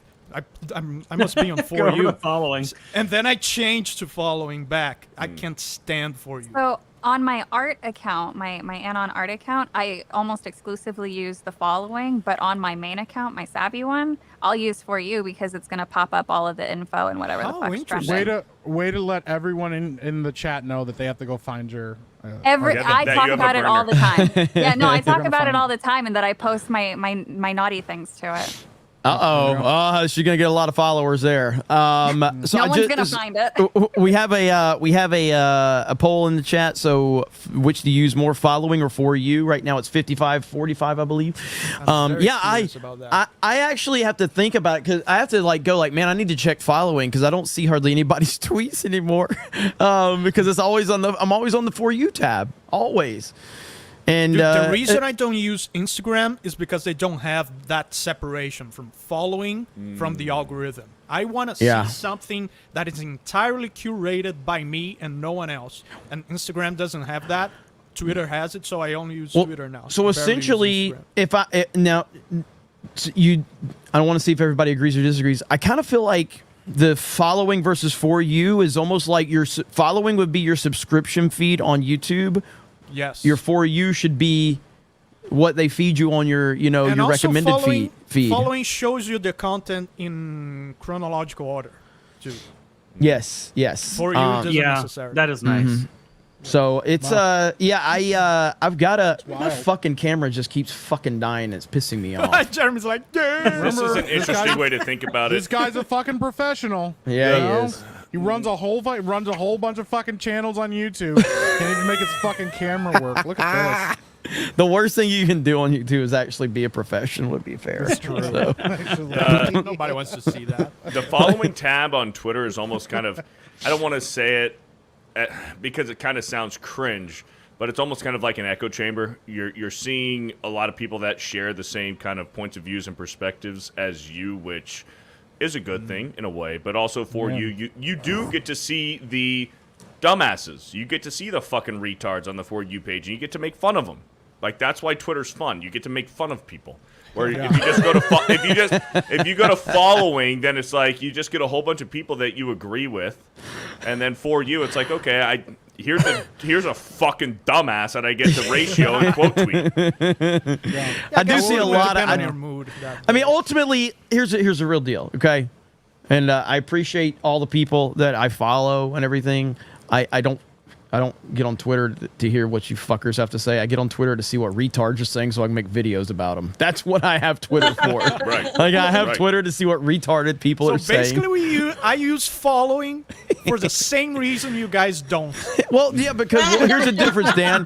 The difference between me and you is that you are actually a talented person that actually add value to your career. I need dumb people to be fucking retarded so I can make videos about them. Okay, that's the difference. Fuel. And that's the thing with Twitter, man. With a lot of these YouTubers in our 199 fellowship space, like, they get a lot of their material from bullshit that they see on Twitter. If there wasn't respect Twitter, that. I respect that. if there wasn't Twitter, people wouldn't be pumping out 2 or 3 videos a day because that's where they see the bullshit to make a video on is from the For You tab on Twitter. For sure. And They Ripper really would say, only comes out from Twitter. That's accurate. respect that. But yeah, that's interesting. We'll see. I personally, I've seen a lot of the bigger accounts that Elon is definitely kind of that he responds to a lot, and they are all rejecting this. I have a feeling that there's going to be some discussion about this because a lot of the bigger accounts are not happy about that one at all. Well, also, Jeremy, They rejected the likes though. speaking of really stupid shit on Twitter, I wanted to share this. This just went out recently from the hot takes over at Screen Rant, the geniuses, the beautiful minds Here over we there. go. If you want to share my screen real quick. Yep. Let's see here. You know it's going to be good when they're involved. Was Oh, boy. Sith a derogatory slur used by the Jedi? What? There is my actually God. a history of Jedi creating derogatory terms for dark side users, so it's not too much of a leap to think that Sith itself was a derogatory term used by the Jedi to my describe God. their enemies. Quimir even hints at this. I hate Gen Z. Oh I my hate God. everything. Shut I hate the website everything. down. You're done. You can't have This it is anymore. stupid. This And is right so on, fucking dumb. and look who shows up right in time for this discussion. Hey, what's going on? Probably Oh agrees my with this fucking- article. Oh my god! Hey, like, I'm just gonna be guys. honest. I got called by the word Sith because the Sith have been around for more than a millennia. What's up, Ben? I thought you were gonna What's say up? because the Sith was were gay. Oh, It's like the That gayness too. caught me. That would've been So fun. is the nature of this tweet because of the whole Leslie Headland before the show came out? She's like, this show's really gonna push the boundaries. Or if the Jedi are great, the Sith are evil, like gray Sith, Force users, whatever. Was this article put out simply just to defend the Acolyte because Leslie Headland trying to push the envelope on what does being a good guy really mean? Yeah, it's Yes. just I hate that's it. what I a hate lot of it is. I Yeah. hate all of it. It is highly organized, so He didn't there even I spell am. organized right, and that's what makes it better. No, He I think spelled- honestly, Horny Alp's so good at the memes. I'm just going to give him a pass and think that he intentionally meant that. Yeah, I don't know. know if he did or not either because it's horny out. Yeah. Well, did I you was guys see just what saying- you guys see what Leslie Headland put out today Uh, about the Kylo Ren theme song for the dude? Yeah, yeah. She was like, "Oh, there's something to it." there's something to it." Yeah, no fucking shit. No shit. We like at this point we all knew, we speculated it after last week's episode, whatever. This dude, she's trying to tie the strings to the sequel trilogy of the Knights of Ren. This dude is obviously going to be what, the founding member of the Knights of Ren. Yeah. That's what Yeah. she's doing with this. That's what I'm thinking. Yeah. You know, and it's so infuriating how smart they think they are. They think that these things they're doing are so clever, like these twists and turns, and it's so obvious. You can see it a mile away, like with the whole Sauron thing in the Rings of Power, where everybody knew who was it Halbrand? Halberd? I can't remember his name. Halbrand. Shows such junk, yeah. Where everybody can see it a mile away, and they think they're so clever, and it's like we all knew from the first episode, bro. Like, Yeah. It's Well, canon that Kylo Ren thought that the idea of having a separate name was fucking stupid, and he also thought the Knights of Ren were fucking stupid by name. So why don't they Also- play into that? Well, because I mean, the whole point to this show is a diversity showcase. That's the point. That's all it is for. That's it. This is not here to tell a good story. It's not here to honor George Lucas's Star Wars. It is here for a diversity showcase. That is the whole point behind it. And that's why I want to see more. I want to see more representation. I want to see trans representation. I want to see all of it. Let's go. just give me There's no everything. Zimzer. Everything. I want to see Yeah, actual. Zimzer. We talked about it today on Daily. I want to see actual scissoring going on. Don't hold back on me. Let's do it. I mean, No, not with the way they're Bring my doing fan art to lesbians. life. yeah, Yeah. I'm they're- with Mike on this they're- one. Yeah, Even- Star Wars, I never thought I'd see a day where I wasn't excited about a lesbian episode of television. I'm like, oh, God. I have it on good authority. Savvy That gets it. one of the biggest websites in the world starts with a P. Uh-huh. All Tina. of their top viewed films are female-led films. Okay, they're all female-led films. And don't know some what even you're have talking about. multiple. Some even have multiple women in it. Some of them it's all female. Some of the most viewed videos on that website are all female. In fact, some if of you my put favorites. men in it, men typically won't watch it. Yeah. So let's Well- give me some representation.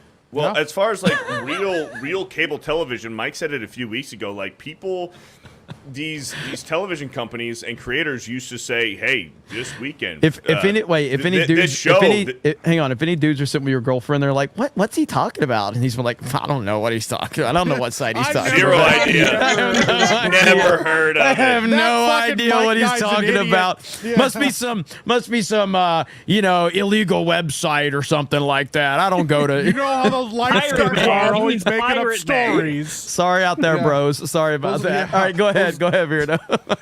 No, just like these television companies, these cable companies used to say, okay, this week's episode features a lesbian couple. And people be like, fuck yeah!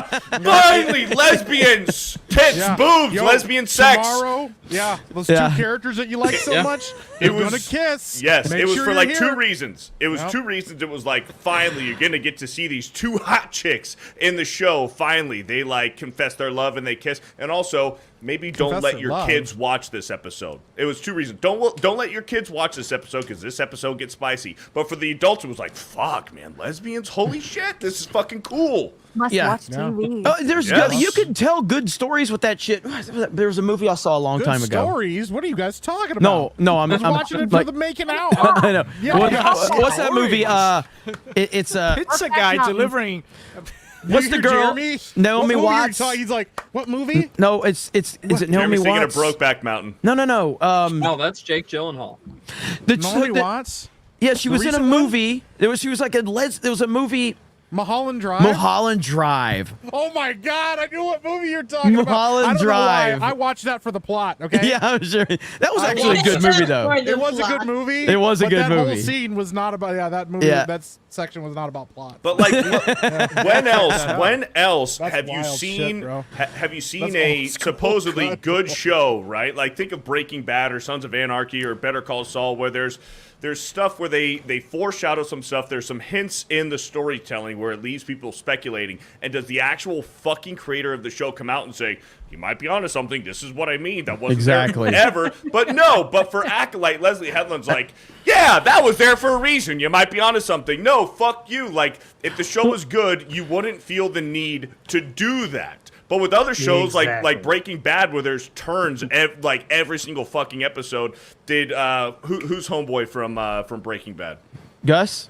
No, Walter the White? creator. The creator. Oh, Vince Gilligan. Vince Gilligan. Whenever did Vince Gilligan open up his mouth during Better Call Saul or Breaking Bad in between episodes and say, "Oh yeah, well, this happened for a reason. Just wait till next week." It never did. He never felt the need. And I thought you were asking dude from Breaking Bad because Gus in was it Better Call Saul? They basically alluded that he was gay in Better Call Saul. I'd be shocked they if did Gus that in- wasn't gay. I'd be shocked if Gus wasn't gay. I mean, Right.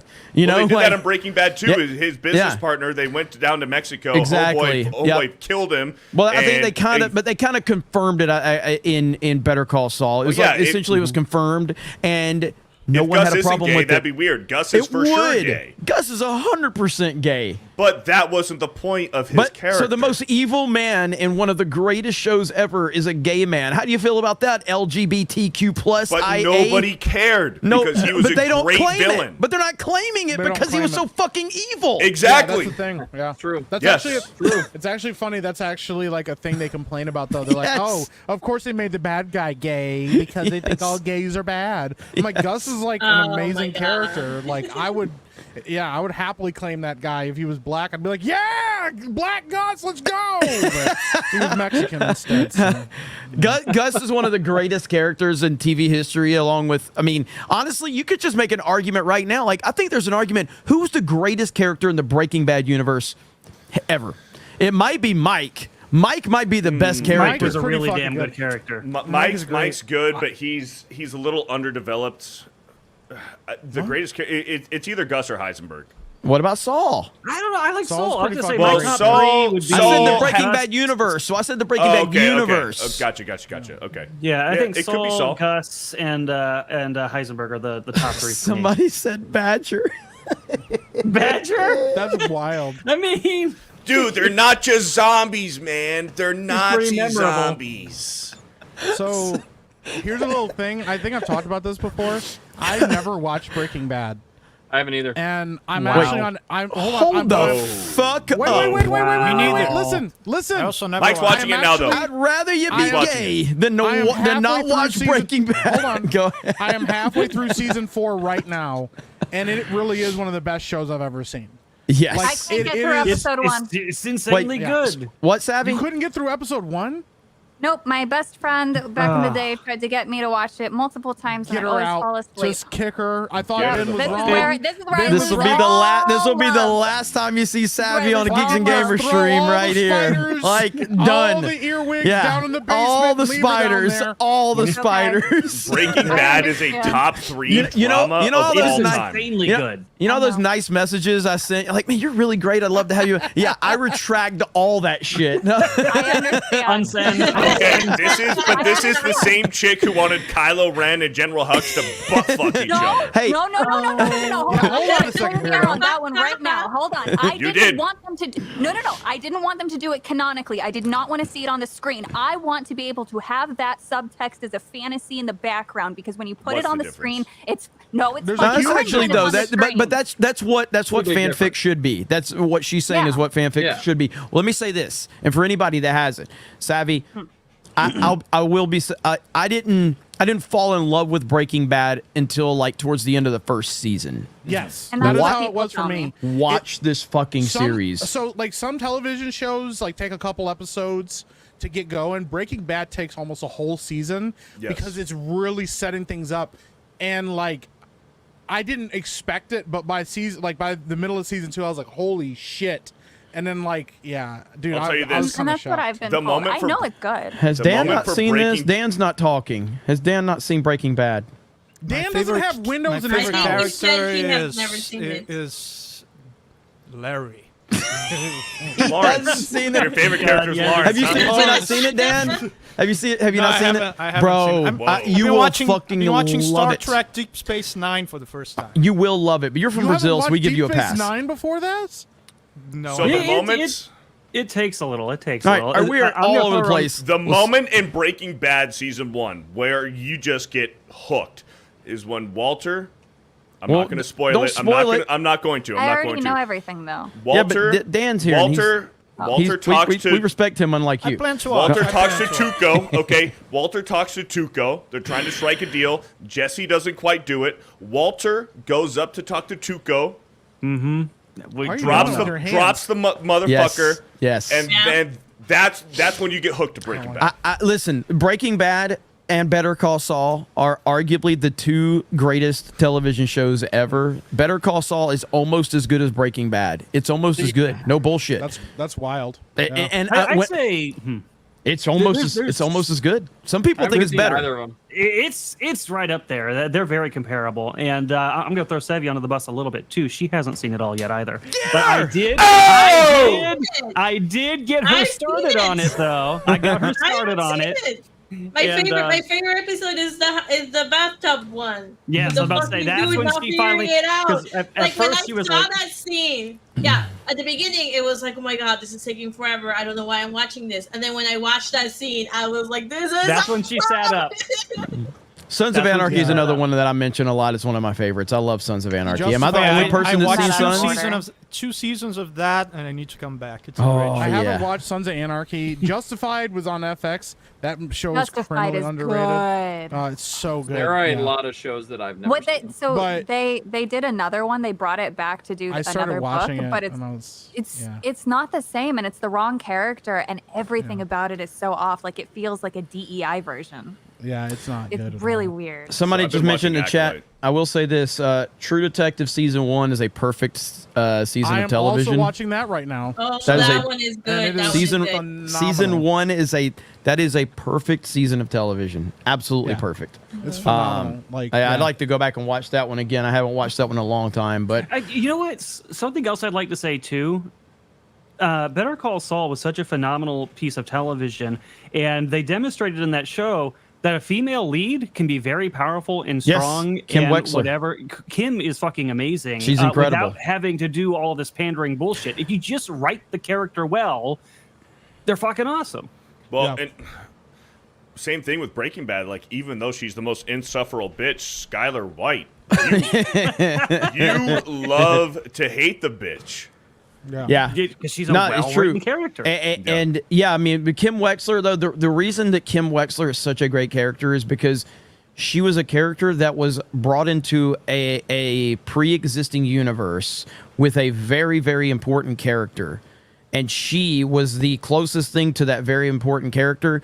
And she complimented Saul. She complimented his story and added to his story and made his story even better, which is rare that you're going to see that ever. And she actually wasn't there to one-up him. She was an absolutely crucial part of that. But, anyway, I don't want to spend too much time on that because Dan looks like he's ready to kill somebody because he hasn't seen those.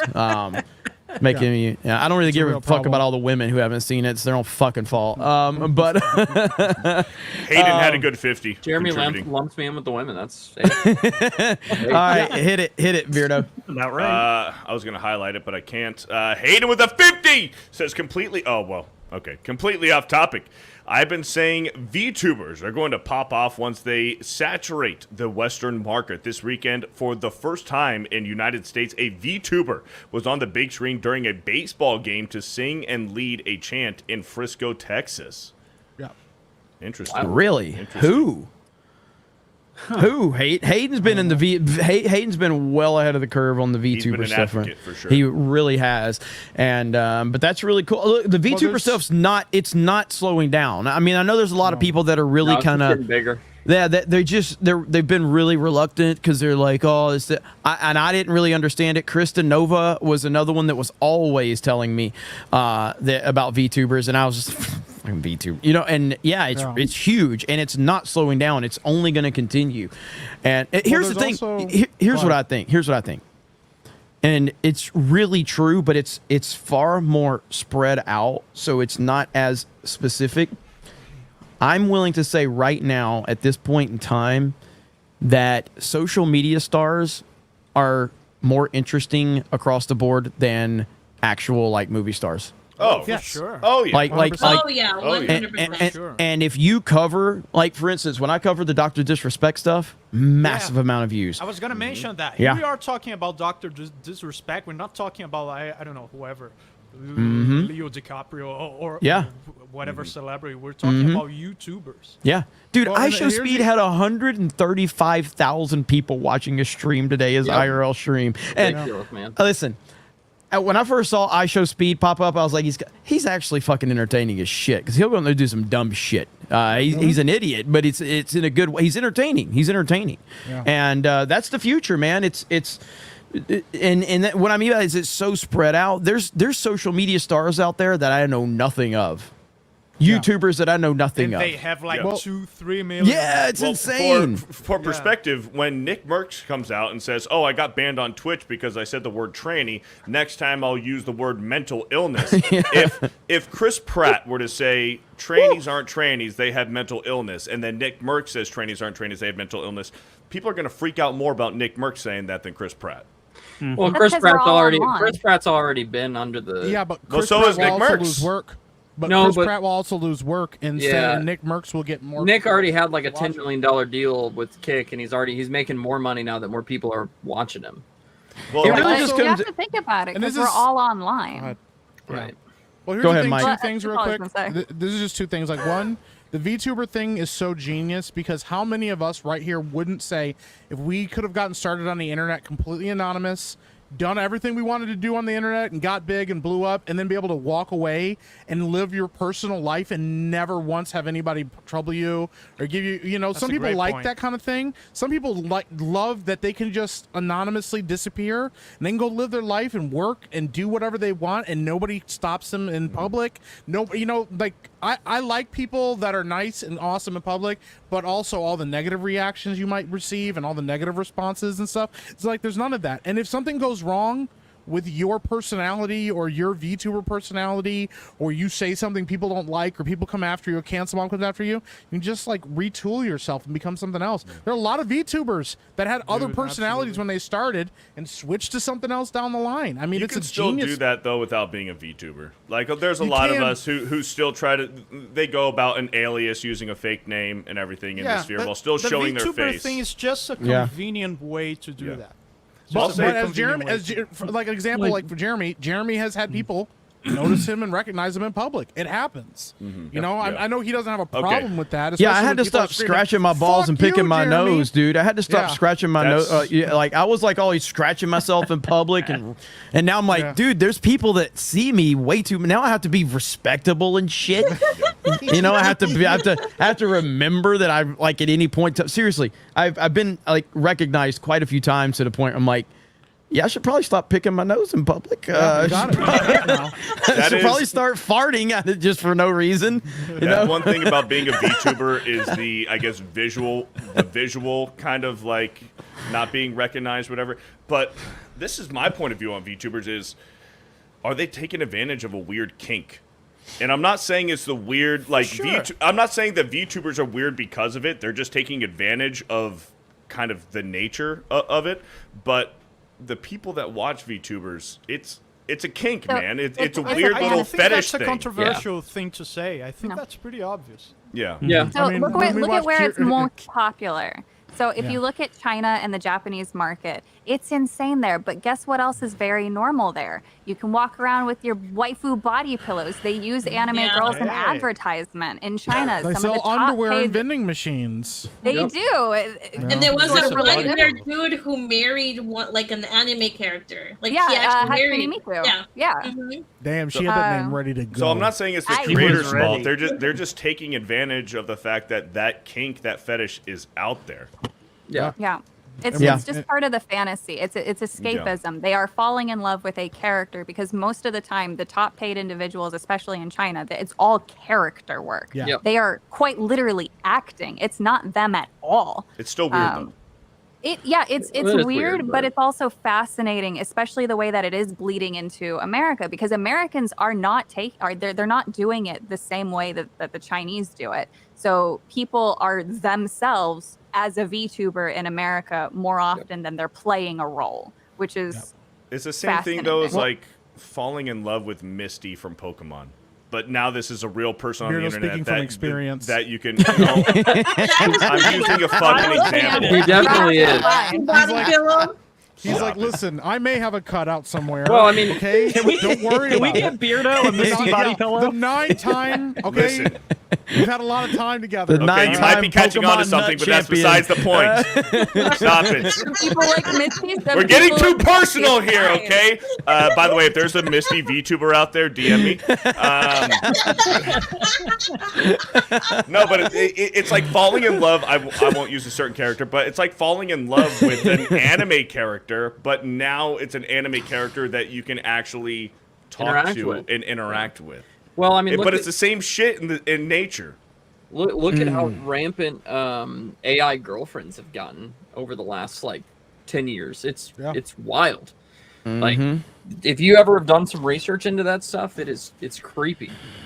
So character AI is an online kind of storytelling thing. You can create characters, and then they've released a new feature though, where it's their phone call feature. I hate that I'm actually talking about this right now, but so what they've done is they've taken so you can basically upload an 8-second clip of a character, and you can do that. Like it's everything. You want your Pokemon characters, Final Fantasy, whatever. You are literally talking to that personality.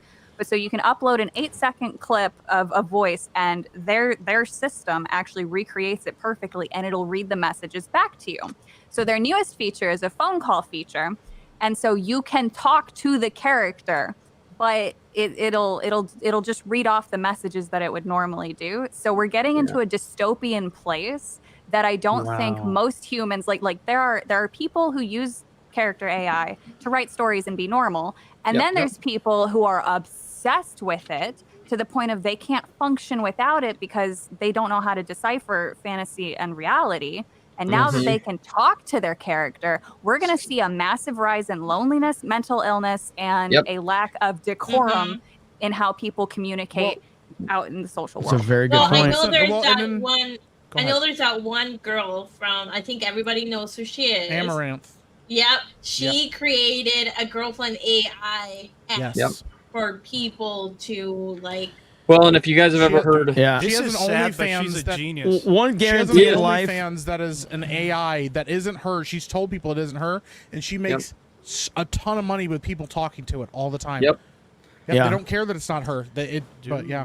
Well, the It's one thing you amazing. guarantee in life is that dudes are always going to be horny, and Yes. they're always going to look for reasons to live out those. Like, what was it? Phone sex operators from back in the day before the internet became a thing. They've You know all what I been mean? Like that was always a thing. People And spend hundreds of dollars just talking to some woman on the other end of the oh, line. it was usually a dude. It was probably Well, Ben now- talking as the woman. Yeah, probably, now they don't yeah. even they don't even have to do that because Find they a can. way.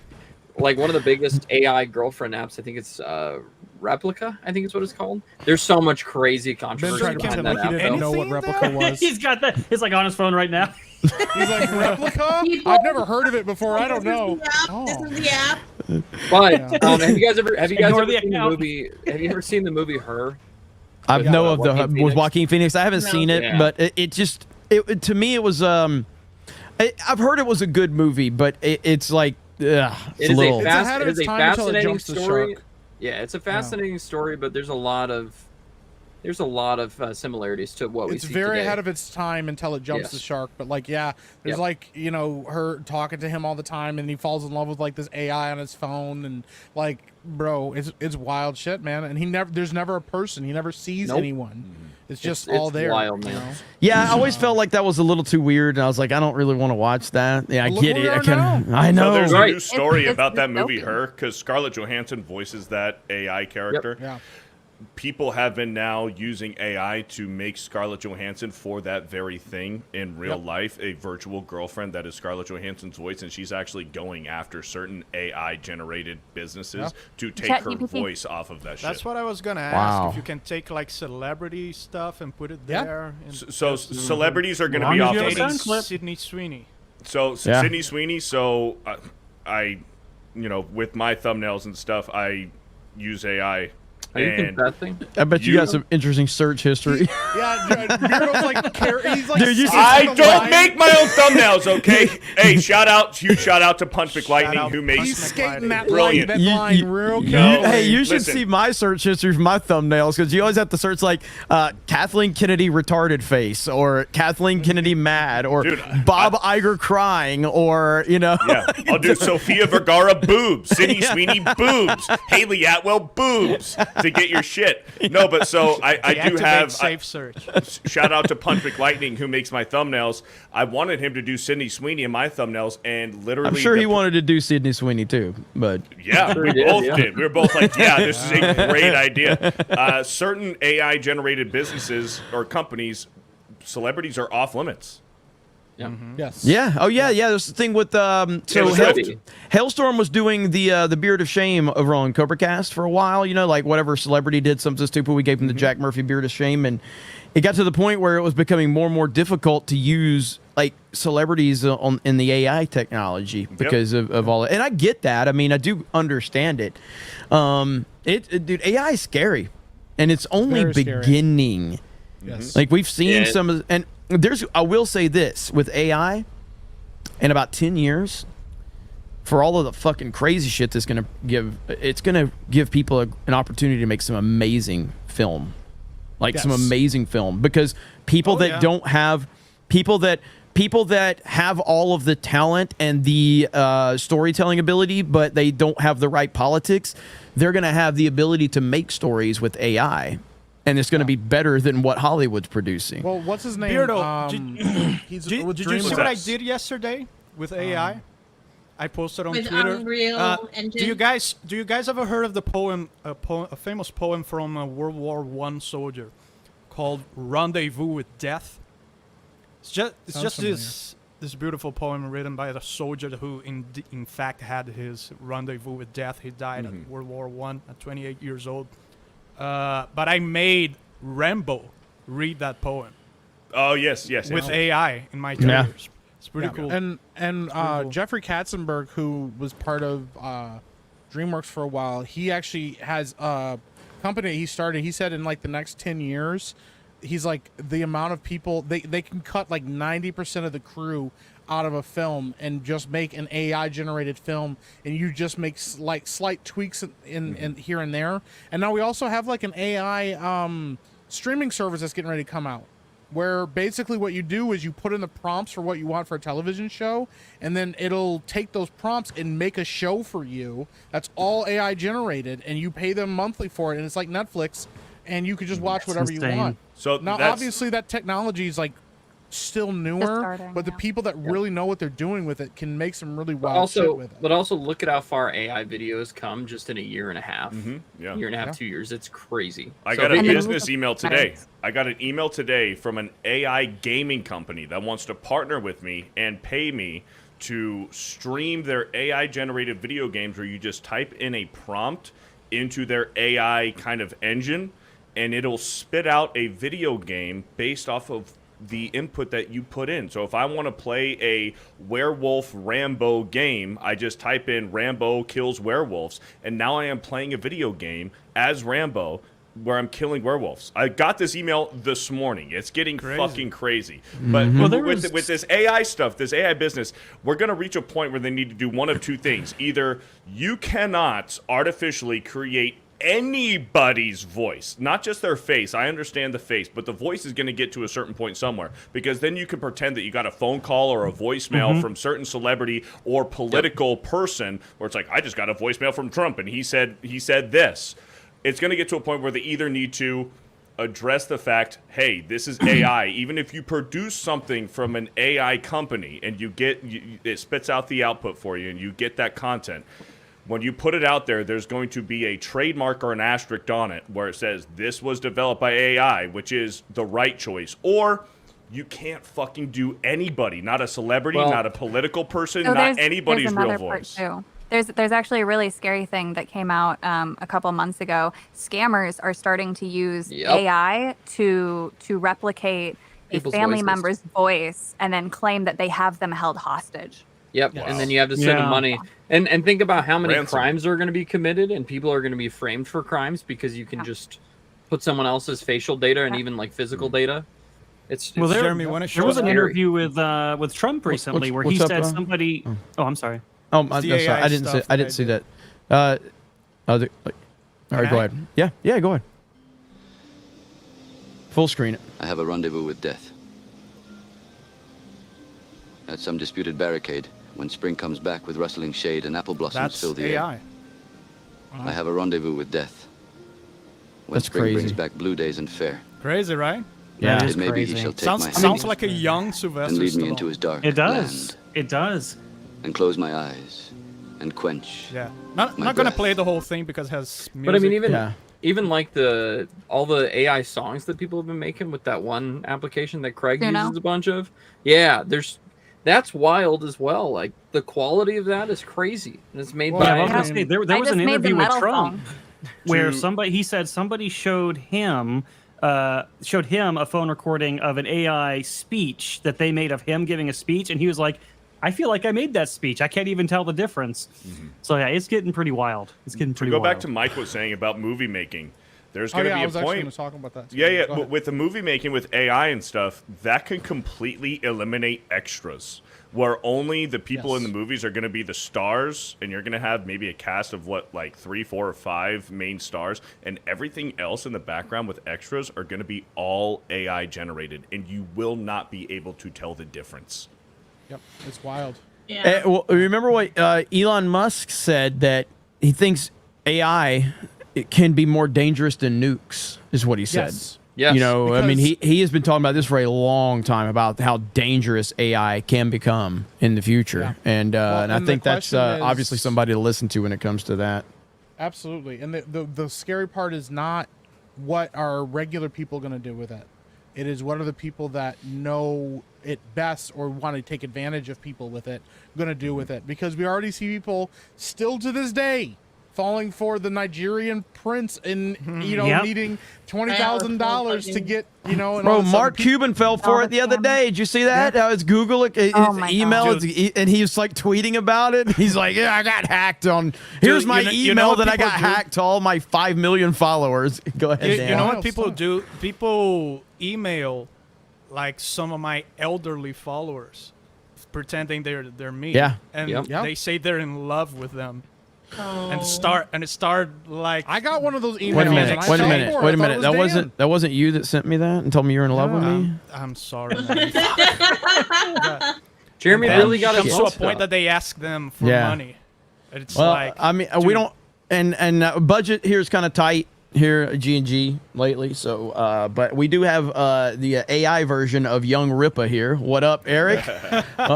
We couldn't get the real thing. We got the AI version. woke up from her nap. Had a good nap, What's man. up? Yeah, I'm good now. Yeah. Oh man, how you doing, man?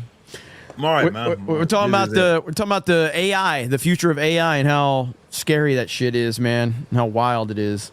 I do I know I've shared this before. I shared the KFC AI song with you guys, right? Yes, you did. Yeah. Yeah. I play that now like almost every time I stream because people are so in love with that song, and I've gotten people who've been like, "Yo, dude, I listen to that song unironically, like all the time. I can't stop." And like, I'm like, "What are you supposed to do, bro? Like, it's a It good was good song."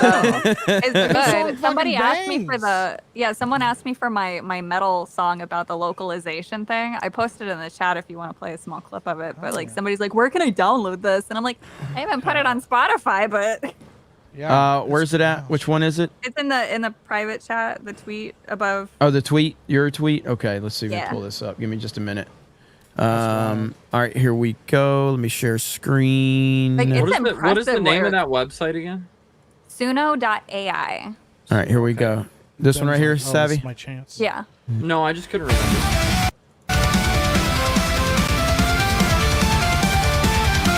Is that too loud? Because I do have a volume booster on this It's a site. little too it's loud. all right, let me bump down the volume booster. It goes really Just hard. enough. Yeah. Just Some, enough. Okay to me. sometimes Then get 'em a little on deaf. sometimes on Twitter the fucking video is just low. The audio's so low, so I had to put this volume extension on there when I'm on stream. Here we go. Nah, that didn't work. Hang on.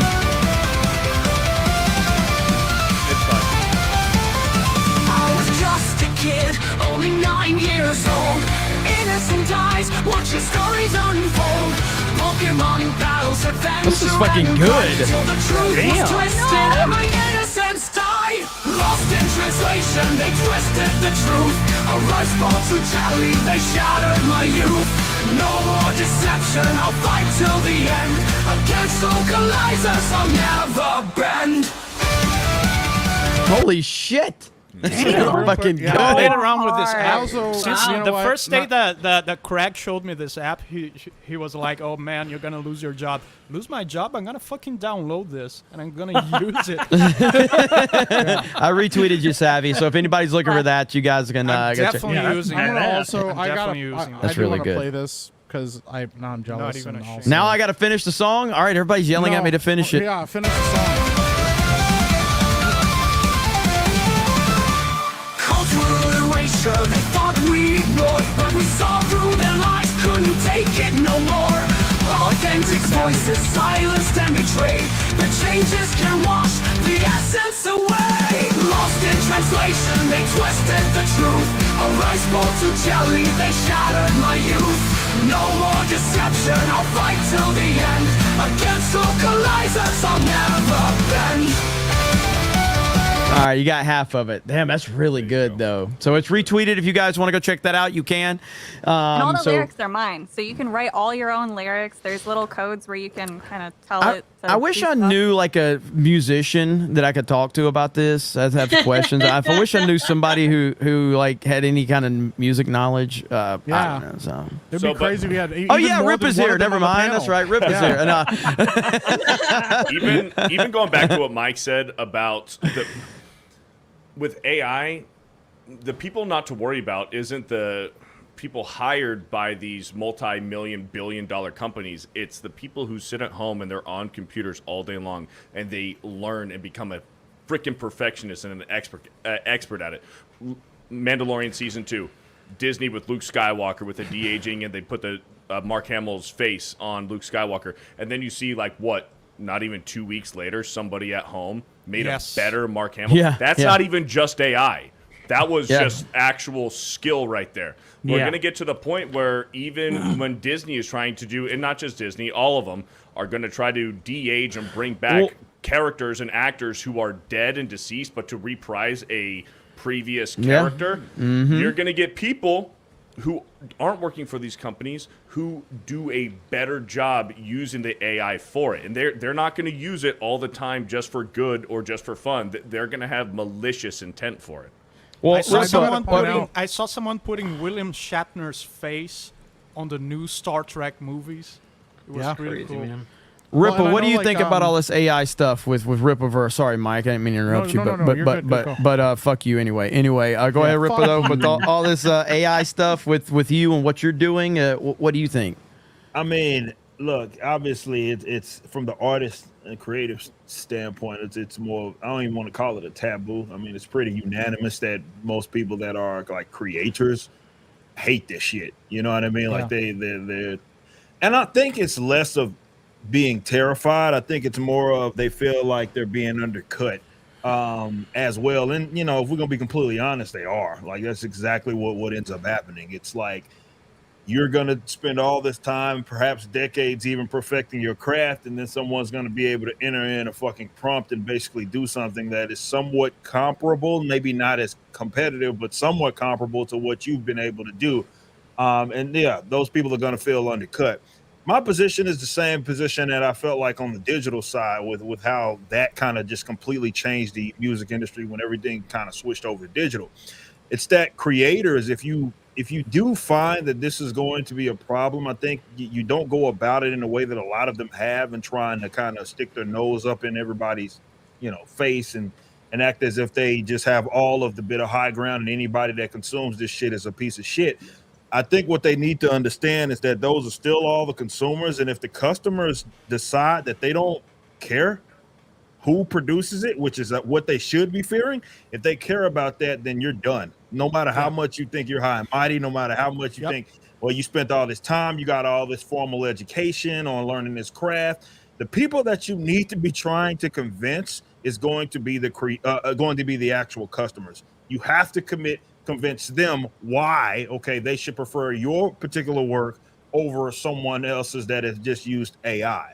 And I think that's why it's, you know, I'm seeing this in the last 3 months, it's become even more tolerable for these customers. And I think a lot of it has to do with, again, the approach of the actual creators, just sticking their nose up in there, just being completely anti AI and thinking that's good enough. And like I said, what happens when the customers say, we don't give a fuck where it came from, we'll still consume it just because it's even if it is AI. So got to do a better job of the messaging, I think, for us to get on the other side of this shit. There's an important thing to piggyback off of that too. So there's obviously a lot of slop in the world that gets made, and there always has been.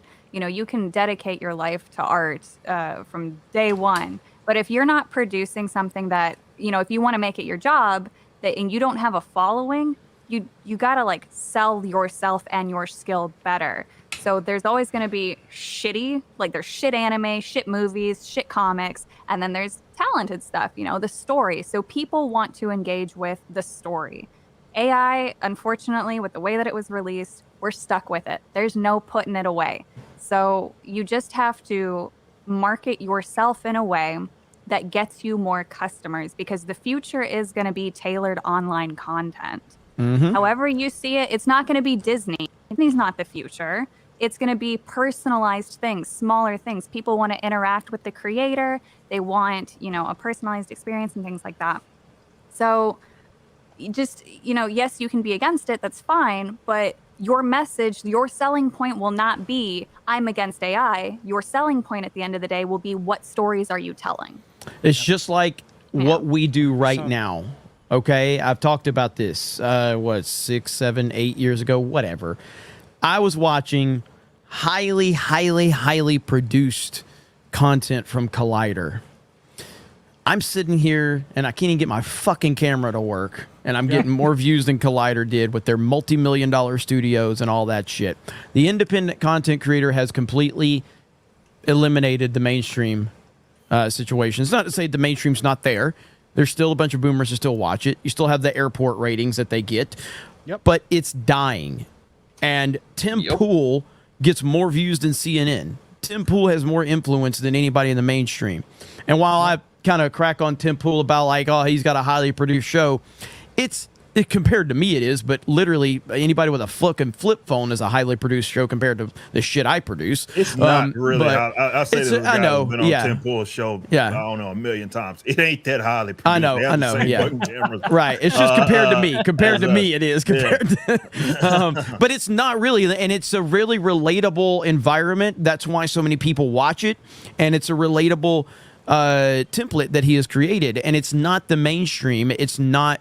And that's what people are rejecting. People are rejecting the overly corporate bullshit, and they're looking for more authenticity with heart in it. And that's going to continue on as all of this continues to progress. And while you're not going to have, like, when I was growing up, you just had like ABC, CBS, NBC, and eventually got Fox. Like those were the four pillars of the information. And then you had ESPN. As a sports fan, I don't listen to anything ESPN says anymore. None of it. And I like that you brought that up, because we had in sports, you had ESPN, you had Fox Sports 1, yeah. And then all of a sudden, here comes Pat McAfee. Pat McAfee has his own show where Barstool's the first one. Barstool's the first one, and Pat McAfee's kind of taking it to another level. Barstool brought on Pat McAfee. Pat McAfee used to be a part of Barstool, and then Pat McAfee got real huge, stepped away from Barstool, started doing his own thing. But I feel like Barstool kind of really ushed in that new sports. They paved the way. Yes. Right. Yeah, go ahead, though. But Pat McAfee had his show. He gets 30 to 40,000 viewers. Minimum. Every single day. On average. And then he's competing directly with ESPN. Pat McAfee used to bring on ESPN personalities like Dan Orlovsky onto his show and other guys. And then ESPN's like, you know what? You're not allowed to go on Pat McAfee's show because he's a direct competitor. So Pat McAfee's like, okay, fuck you. I won't bring on your guys anymore. Still continued to succeed. What does ESPN do?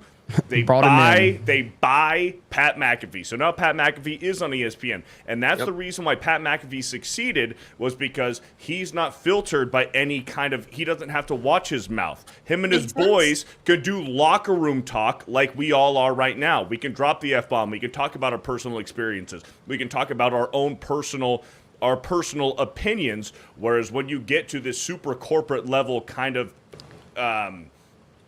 shows, where you can't say that, you have to stay within the boundaries. You know, you can't put out your personal opinions. You have to share the opinions of the corporation. That's where Pat McAfee thrived, and that's why ESPN felt the need to buy Pat McAfee, because they weren't bringing in those kind of numbers. I personally wish he wouldn't have, but I get it, man. Get your bag.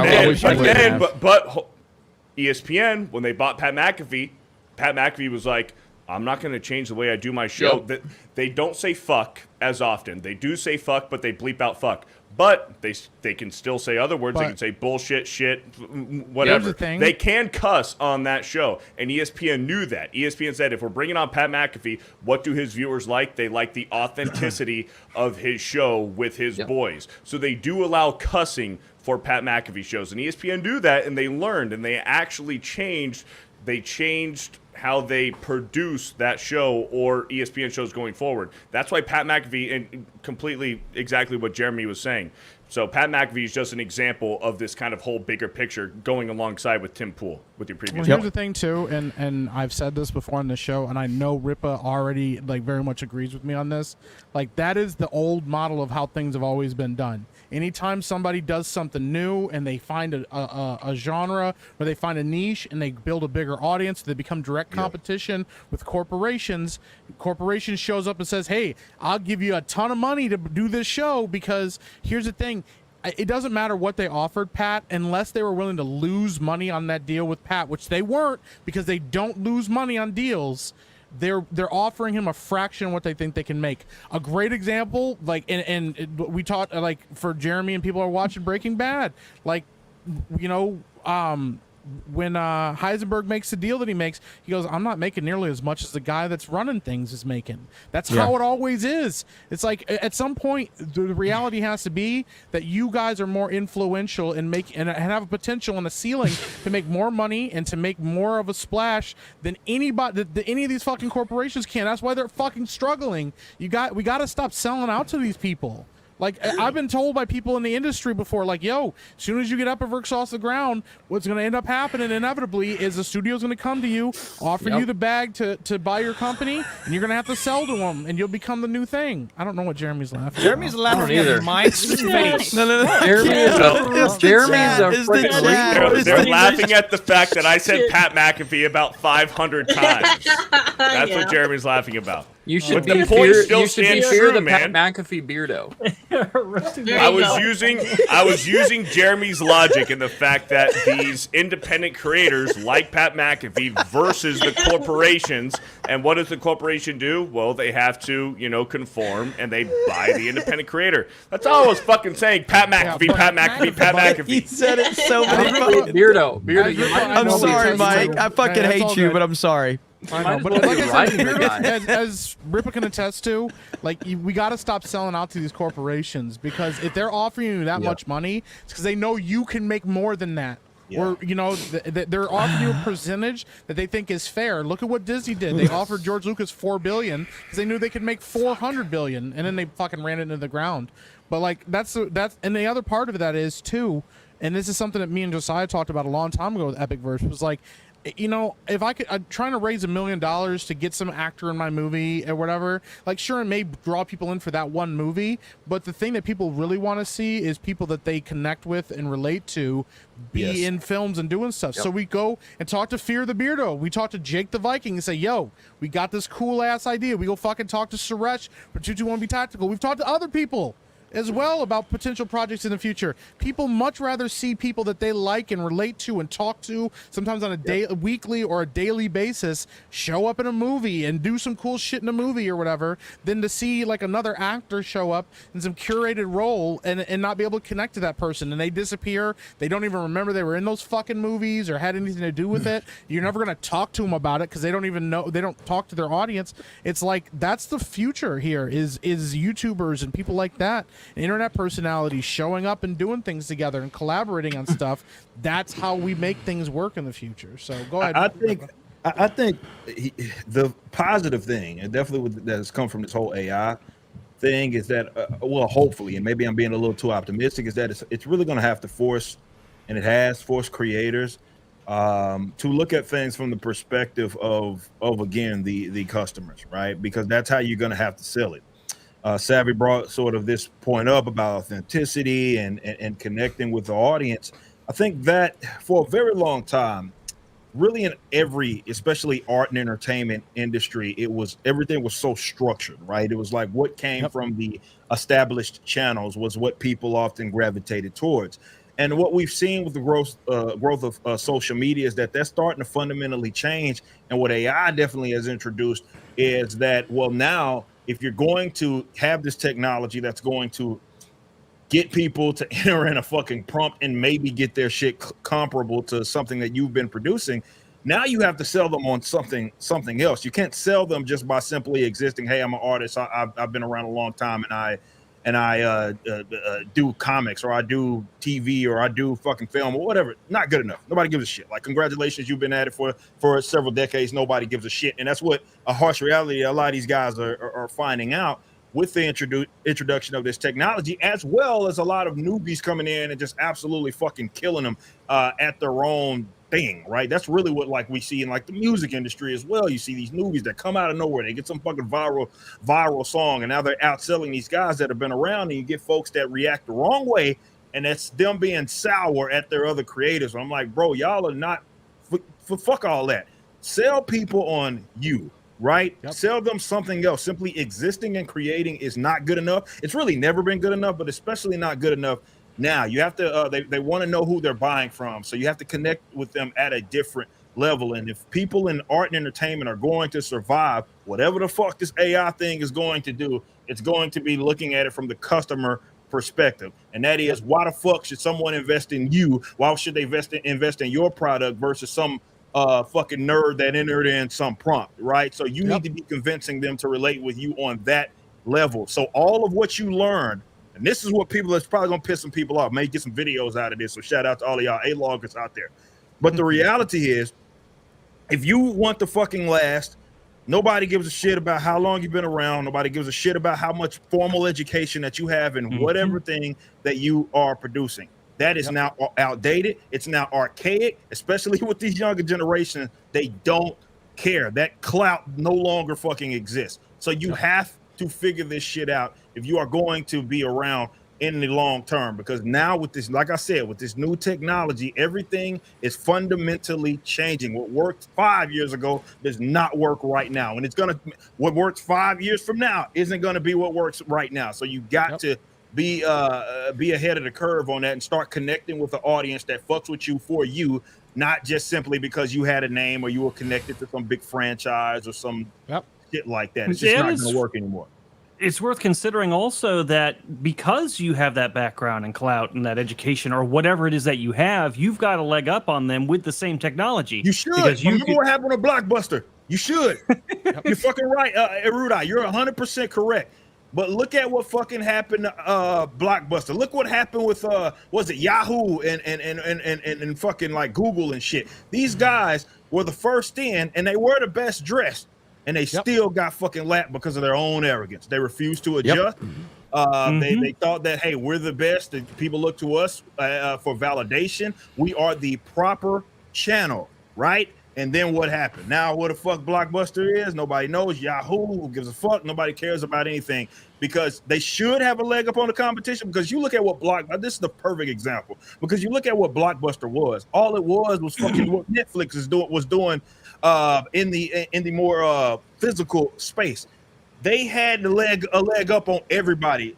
Crossing into digital shit, and what Redbox is doing as well. But crossing into digital shit is exactly what Blockbuster should have did, and it had every opportunity to outright fucking buy Netflix, and they said nope.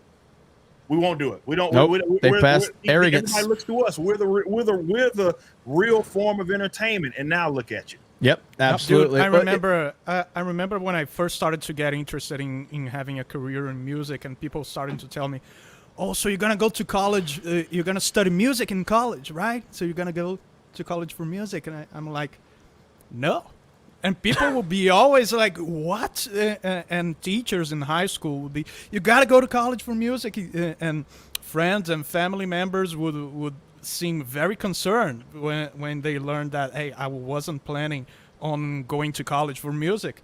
And it's like, why would I? The market doesn't give a fuck if I went to college or not. They care about the quality of the end result. That's right. No, but it was a generational thing to exactly. Right. So and also, why would I learn from dudes that are there because they couldn't make it on the real deal? There you go. It's true. That's a big thing that no one likes to talk about it. It's true. That's true. It That goes is for true. anything, It's too. like, It's like- well, a lot of these fucking professors don't own no goddamn business. They never had. Well, and that's the thing too, is it goes, you know, I feel like it goes for everything, especially in the entertainment industry. All the skills that you learn in college while paying thousands of dollars, you can learn if you just dedicate yourself and work Absolutely. hard. Well, yeah, it goes for anything. And you bypass so much crap, so much useless. That's the thing. Like, YouTube was huge. Like, when I was growing up and stuff, like when I really started getting really interested in movies, there were just a ton of YouTubers that had big followings. They're like, yo, I went to film school. I hated it. I wish I wouldn't have went.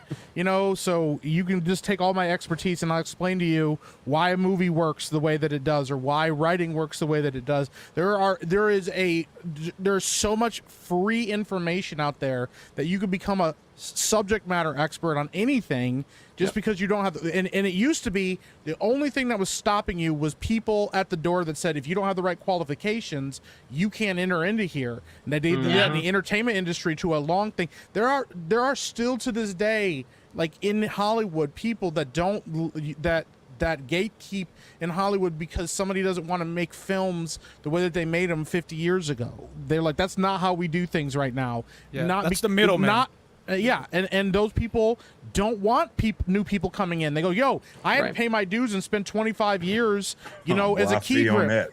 Yeah. He's like, I spent 25 years as a key grip, so you don't get to step in here and tell me you can step to the front of the line. I had to pay my dues. You have to pay your dues. And those people then get frustrated. Some of them stay the course. Some of them get pissed off and they leave, and then they go start their own thing and become more successful than the guy that was gatekeeping them.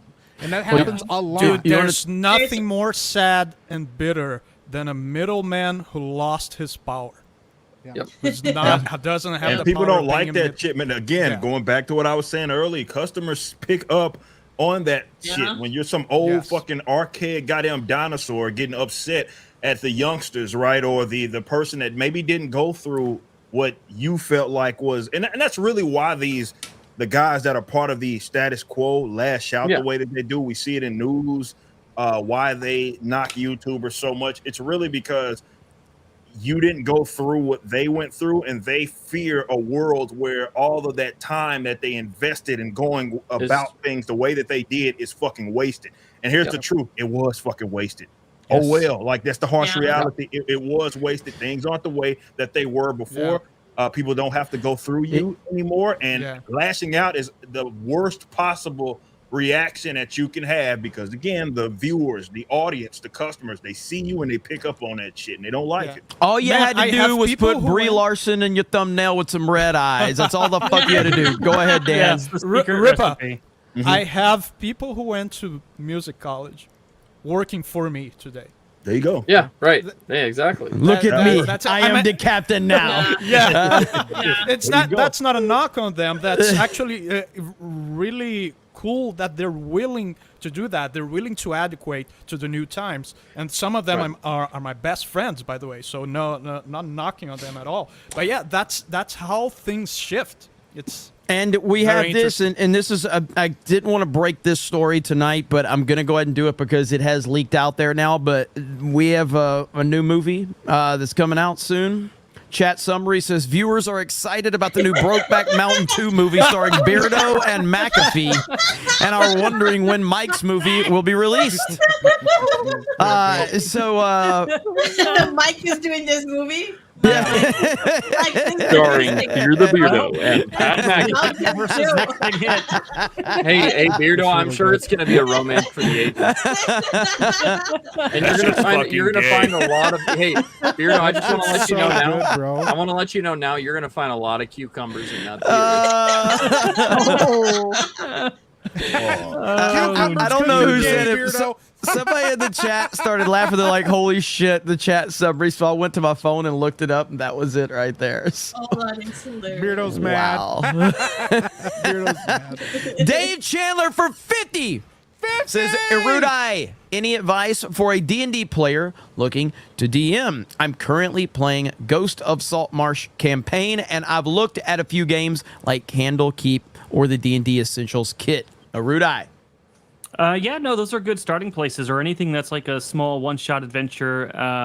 My personal favorite is the Sunless Citadel. It's very easy, 1 through 3 complete story, and it's also made back when it was more based. The storytelling was more based. So just look for something small, try it out. If you have friends that play, maybe do it with them first, get some feedback, and just go for it, and don't be afraid to make mistakes because you're gonna make a ton of them. And that's a good point of like, well, I want to give you, somebody's about to say something, and then it was me. I'm going to talk. But, okay, well, so Erudai and Sevi, you have a new campaign coming up. So for those that don't know, Erudai pretends to run Geeks and Gamers Tabletop. Sevi actually runs it. But can't confirm. He's a figurehead. It's fine. But Erudai, tell them what you got going on Tabletop, and of course, mods, make sure you drop links over to that channel. So let them know what's going on. Yeah, absolutely. So if you guys have been watching the channel, you'll know that we had the campaign Secrets of Frostmaiden. That's always kind of been our like flagship show. A bunch of names on there that you guys know and love. That show is coming to a close, and we are starting a new show that's going to be happening on Saturdays called Curse of the Crimson Throne. And it's going to be a Savage Pathfinder system for those who are in the know of tabletop. It's going to be high fantasy, lots of political intrigue, horror, high adventure. And it's going to have a lot of really cool people in it. Obviously, you're going to have Sevi. She's going to be in it. Epic Mike's going to be in it. X-Ray Girl, Disparu, Comics Division. So it's going to be a really fun panel / cast. A lot of the stuff you can usually expect, good storytelling and the occasional roasting between us, the banter. It's a good time. We're going to be doing character creation for that on Saturday at 4 p.m. Central, 5 p.m. Eastern Standard Time. We're going to be making characters, rolling some dice. Whoops. Did I miss something? I forgot the date for that. Oh shit! Yeah, that's this Saturday, the 6th. I won't be there. Sorry. Thanks for bringing that to me live. No, the show's gonna, when it does start up like officially and we start playing the game, it's gonna be in the morning on Saturdays. But for this specific one, it will be in the evening at 4 p.m. Central, 5 p.m. Eastern, and we're gonna be rolling characters. You're gonna be able to send in super chats to help either help these guys make their characters, or maybe in Mike's case, you can hinder him a little bit and give away all his good stats. The whole point of it, though, is to help them make their characters, and the super chat money goes towards the artwork and intro videos that we do that you guys love and appreciate. So come check us out and help us get this show off to a good start. We're really excited about it. There we go. Well done, sir. And the links are in the comments, so you guys make sure you go over there and support them. They do a great job, and you know, Arudai hasn't fucked it up yet, so we'll see what happens. Well, we play the real role-playing games. We're not of the mind that half a race is for some reason fucking racist, because that makes no sense to me. Or none of that we bullshit. won't have orcs be fucking gay Mexican lovers either. Weird tattoos and bullshit. Of the coast. I love how Pat McAfee's now a meme in our chat, all because Beardo, you did say it like you Pat said McAfee. Pat McAfee. Okay, I also spoke for like 5 minutes. Okay, so you said Pat McAfee a lot. I said it a while. Yeah, you remember that Super Bowl commercial where the guy walks in and he's like, "Hey, Mr. Dumbass, how you doing? I'm really glad to try this job out." He keeps calling Mr. Dumbass, and at the end he's like, "It's Dumas." And he's, that's Beardo. Who was that? McAfee. I wish. Hey, how's it going, Mr. McAfee? Good to meet you. I wish Krista was here right now, because there was a account that Jay. What was that account? Krista, are you watching right now? But there was somebody in the chat. Jay would call him the complete wrong thing for like a year and a half. He called him this. It was like something like really offensive that he called him. And then he was wrong the whole time. It was wrong the whole time. I know somebody in the chat's going to remember. But we got Linko Kenobi for 50 says, "What's up, guys? I would like to play COD with you guys. Hopefully Thursday. I've been playing Metal Gear Solid 3 Snake Eater. We'll be doing a part 3 tomorrow, right after watching Despicable Me 4. The hell with modern games anyway. Going back to work. Hail the 199. Best game of all time. Yes. So thank you, Linko Kenobi. What's going to happen Thursday? And I haven't even... what time do you stream on Thursday, Beardo? No, I don't really have a scheduled stream on Thursday. You don't? Okay. All right. You might have one this Thursday. Have you finished Metal Gear Solid yet, Beardo?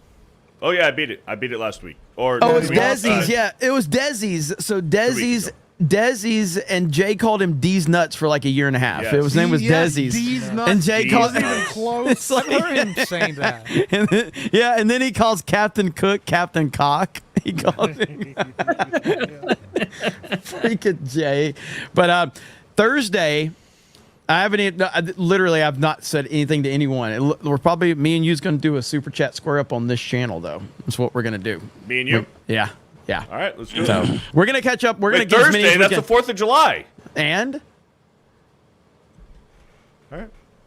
What time? We'll see. You don't have to be there. I'll do it, though. What time? Celebrate I don't know yet. We'll figure it out. We'll figure it out. I was going to grill up some burgers and dogs, and I don't know.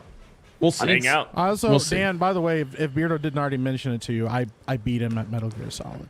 Mike did win the challenge. How did you guys like the game? I liked it, man. It.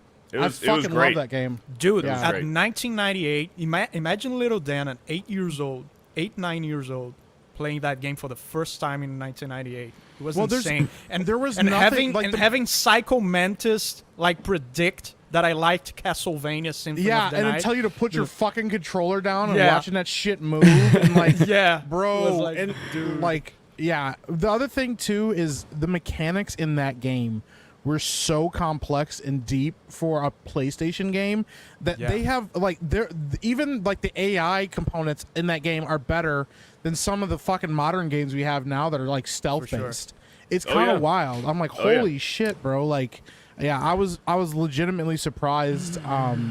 Also, Did the you guys amount of fucking you guys remember that part with the wolves that you have to go through Yeah. those Yes. caves with the wolves Yep. that are pain in the ass? They keep attacking you. Yeah. Did you Yeah. know that if you punch Meryl, you go with Meryl through that part at some point. Mm-hmm. If Yep. you punch Meryl at that part, and then you hide inside a box right after it, she Mm. will whistle, and then a dog will come and piss on the box. Oh. And then you can use that box the next times you go through that part, and the dogs won't attack you. So, I did of the know smell about of dog the piss. I did that on accident. I went to go Really? try to talk. So I went to go try to talk to Meryl. I accidentally shot her.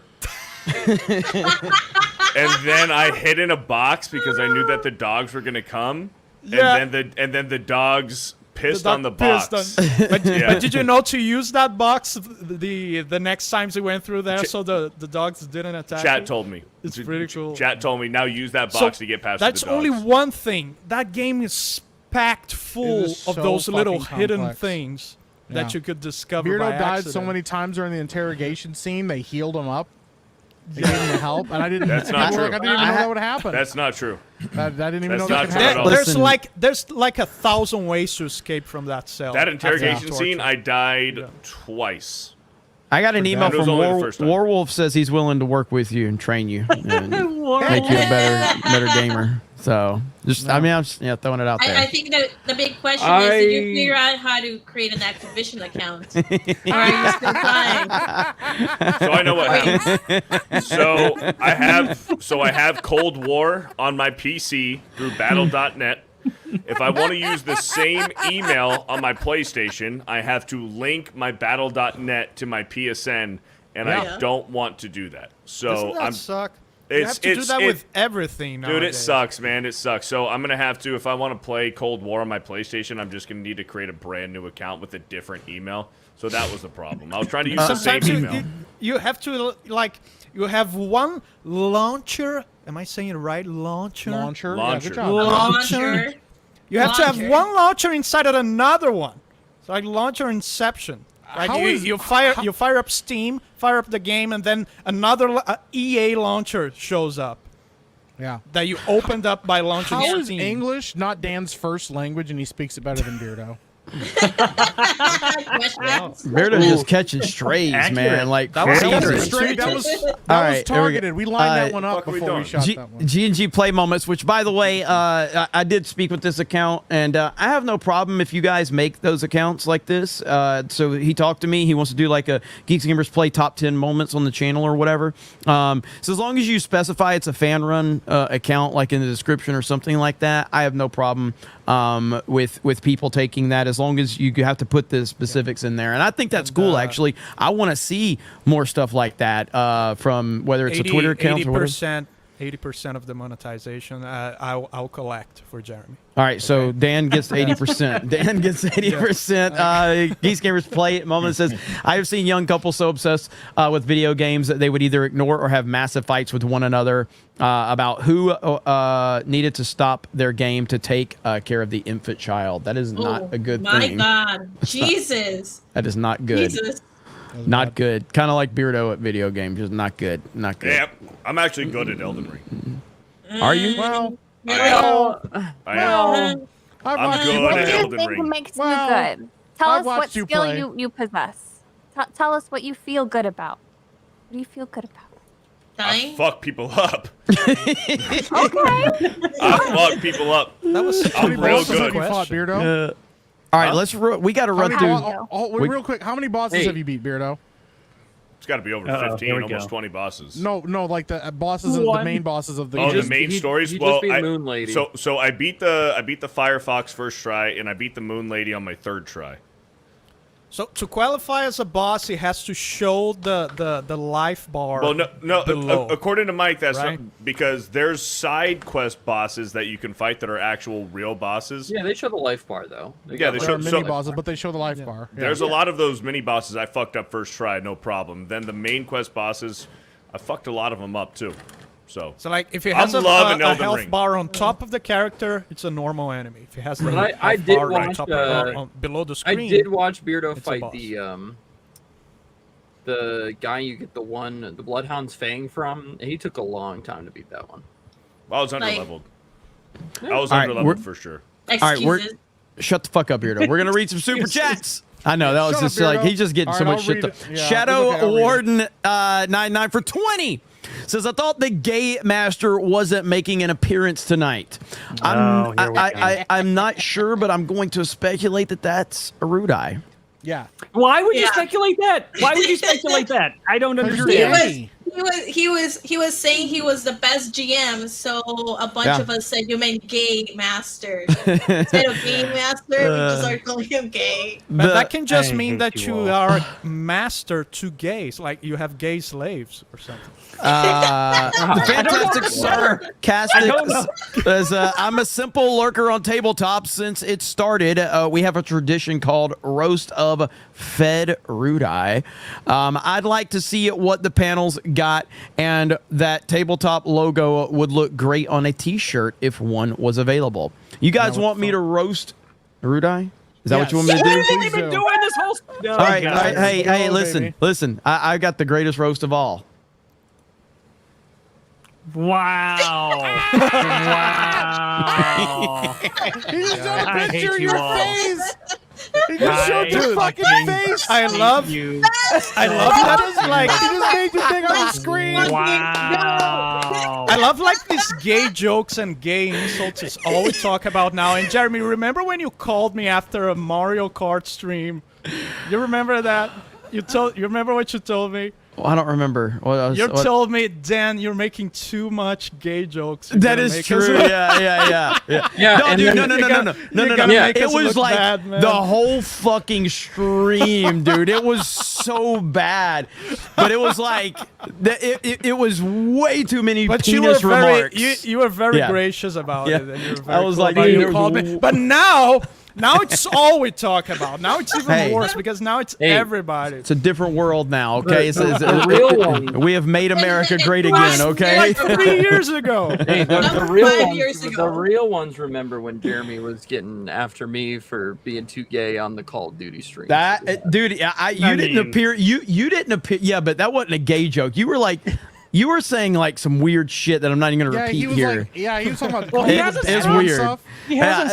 He pretty much got banned for 3 years from being on a Geeks Gamers stream after that. That's no bullshit. Like I called him up. I'm like, bro, you gotta stop. You gotta stop with the gay shit. All right, Jeremy, we had him on our channel. We had him on our channel because you were like, hey, we need to put him somewhere. I was like, okay, I'll take him.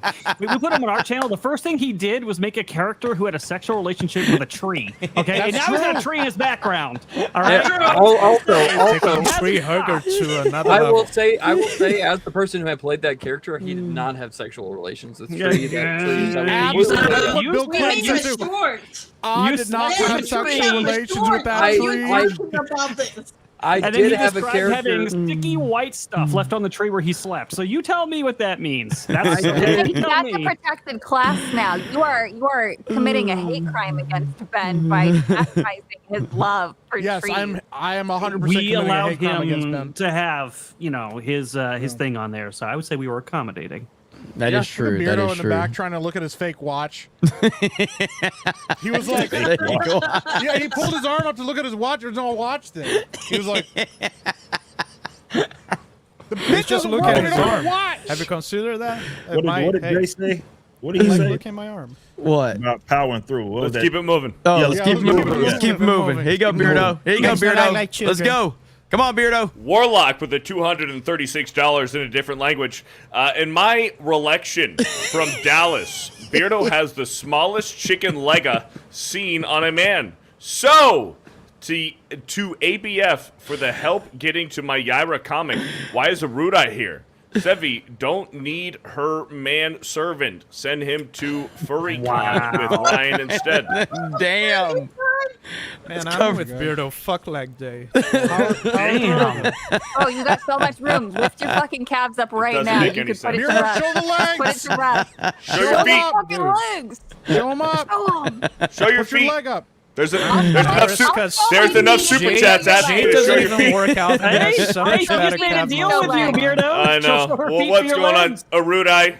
Let's not go there, brother. Don't ignore me. Arudai, hold on, You made Arudai. the offer. Arudai, You made the I've offer. seen you in person. You paint your fucking fingernails, okay? Hold on. I Arudai's didn't wearing a paint maid outfit anything. on Let's stream. just start there. Arudai paints his fingernails. Arudai wore I a maid didn't paint outfit on anything. stream, Beardo. Is this true? He's lost all shame at this point. Like, That's he what I'm doesn't- saying. He's a broken man. Come on, Beardo, power through. Let's go. Keep it Jason moving. Mott for a $36. Sevi is here. keep it Let's go. moving. Hottest Latina girl in Geeks and Gamers. We need more of her, please. Let's Keep it go. moving. Let's keep it moving, Beardo. Hey, I'm a simple man. I listen to super chats, and that's just how we roll around here. All right. There we go. Savvy's Fantasy Grounds. Savvy, not savvy. Savvy. Holy shit, speaking You said Beardo. fast. savvy. People, Beardo. We knew this was going to get confusing. Sevi's Fantasy Grounds simp for a $36. We love Sevi anyway. We can rig the system so she is on here more often. Also, Tabletop merch when?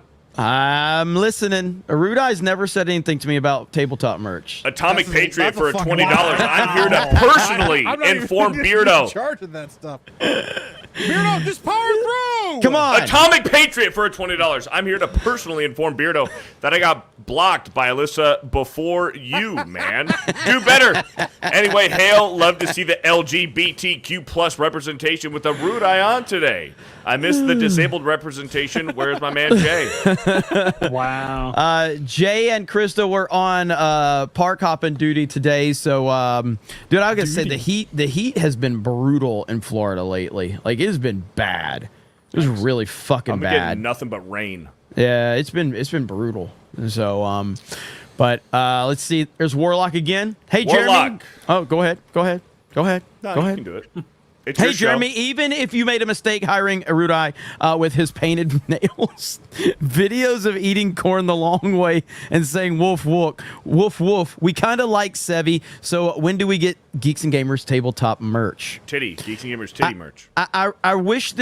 I wish someone from Tabletop would have mentioned this whole merch thing to me. It's like, fucking like asshole. apparently, Men are supposed to have It's even dirty, come to me. disgusting nails. People have even come to me and been like, "Hey, when are you guys gonna have tabletop merch?" I'm like, "I don't know." They're like, "Can you talk to Jeremy?" I'm like, "No, I don't have any control of this stuff." I literally sent you this logo like 20 times, Jeremy. I know. I'm listening now. It's gonna show up DL when the wrestling stream for 20 happens. says the Alana lady is not too bright. People obviously put their kids up for adoption before starting a new Elden Ring game. Yeah. Just get them out. They're like, "Yo, dog, I'm gonna need to let you go. All right, you didn't make the cut this week. Open the You're door out." for them. Jason Mott for $36. This PS Sevi will be on Curse of the Crimson Throne this weekend with their new show on Tabletop. Everyone should go support her on there and make Arudai cry. Also, even though he is a Fed, support Legend Seeker to save tabletop gaming. Well said. Thank you. Who's Arudai? Who's Arudai? A Muppet. He's a Some Muppet. game- He's yeah, some game disabled. Muppet. He has a permanent Paints disability. his fingernails. Somebody Go ahead, game Beardo. Muppet on Sesame Street. Hayden with the $20. Chaos Maker brought this up in chat, and I just checked. Apparently, Xbox has been down for almost 7 hours today so far. PlayStation went down just a couple of days ago for a while. Coincidence? Oh shit. It's the What's alien. going on? Let's see. All right, You keep don't know, powering through. Sorry, I got a message I had to Let's look keep at. going. So this was the VTuber, right? children. Is it? No, that's not the VTuber. Did No, he no, ever no, no, answer us no. about the VTuber? Did he ever He answer did. us about that? I was looking He for did. that one. He did. Okay. We'll get to it. But thank you, Hayden. I appreciate Chat it. says Xbox is back. So Hayden said PS5 was down, or PSN is down too in the chat, Yes, right? he did Is say that that. still down? Not sure. Working fine. Roblox head Leslie Headland for a $2 says, Beardo, congratulations on your win for re-election. Thank you. Grand Potato for a 199. Trump's 2024 re-election. White Wolf for a 14 months. Beardo is the Biden of Geeks and Gamers. Thank you. I'm Fire for a $2. This stream is already ruined. Chris Benoit for a $5. Like I always say, Beardo is just like my son. Dead weight. Oh, man. Don't say that. Brutal. Troy for a 4 months. Jeremy is Acolyte. Beardo has bingo arms. Dan has cottage cheese feet. And Mike is not black enough for Disney. This panel sucks. Where is Jay? Beardo's effeminate chicken legs for a $2. Show off those twigs, Beardo. Mad Master Porky for a 12 months. Did you guys get Biden on the stream? Oh, never mind. That's just Beardo.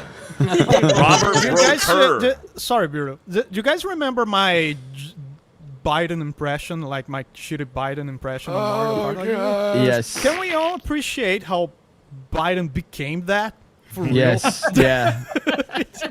He actually is. I'm gonna sue him. He actually is. So So you were ahead of the funny. curve. Sue him You were for ahead of being the a curve. deteriorating old man. Robert Broker for a $5. When I watch the same porn a second time, I get a re-election. Beardo. Thank you. Stephen DeLeon for a $5. Beardo, some guy was talking shit saying you eat dick sandwiches. I had your back and told him that you didn't even like bread.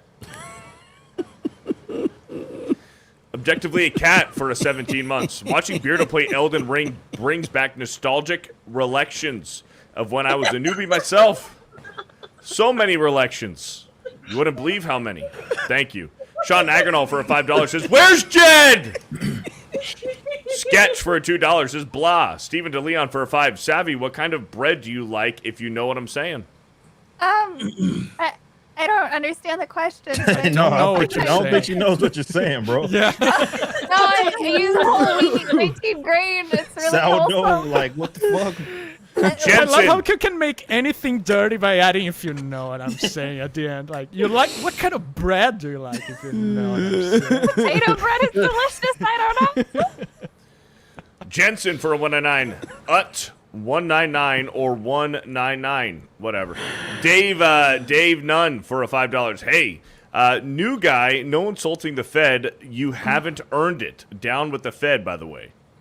Andre CR for a 2,500. Fear the Biden. The idea that code Geeks and 199. No joke. Thanks. Nick D. Arnolds for a 199. Beardo can't get a re-election. Jake Skywalker for a 199. We beat Medicare. Beardo, thank you. Ministry of Wrong Thing for a $5. Sevi kind of looks like Janice from the Muppets, and that's a good thing. Bellrock for a month. I just got good news and bad news. The good news is your dates are here. Bad news is they're dead. Oh, okay. What? Blab the Tower Tard for a $2 re-election and Resilient. John McKinley for a $10. $10 for Beardo's re-election, relocation, revocation, revelation. Just kidding. Love you, man. Hail the panel and chat and the 199. Hail. John Eves for 21 months. Beardo is pissed. Relax, reflect, and recollect. Thank you. Dave Dunn for a 199. Tardo, Fed, and now Gucci. The Outlaw Gamer for a $10. Arudai looking like DJ Vlad from Vlad TV. Holy shit. I don't know who that is. You have to Google this. Matt Guglielmente for a $2. Anyone excited about Metal Gear Solid Delta? I am. Yeah. Caustic for a $10. Beardo, Savvy, Pokemon stream when? Oh. What are we going to play? I don't know. Could you stomach doing that with me? Actually, you know, it'd be fun if we do like Pokemon Sword and Shield and do the DLC dungeons. If we do the dungeons and the DLC and hunt down some legendary Pokemon. That would be cool. We'd be able to make that happen. Thank you for the $10, Caustic.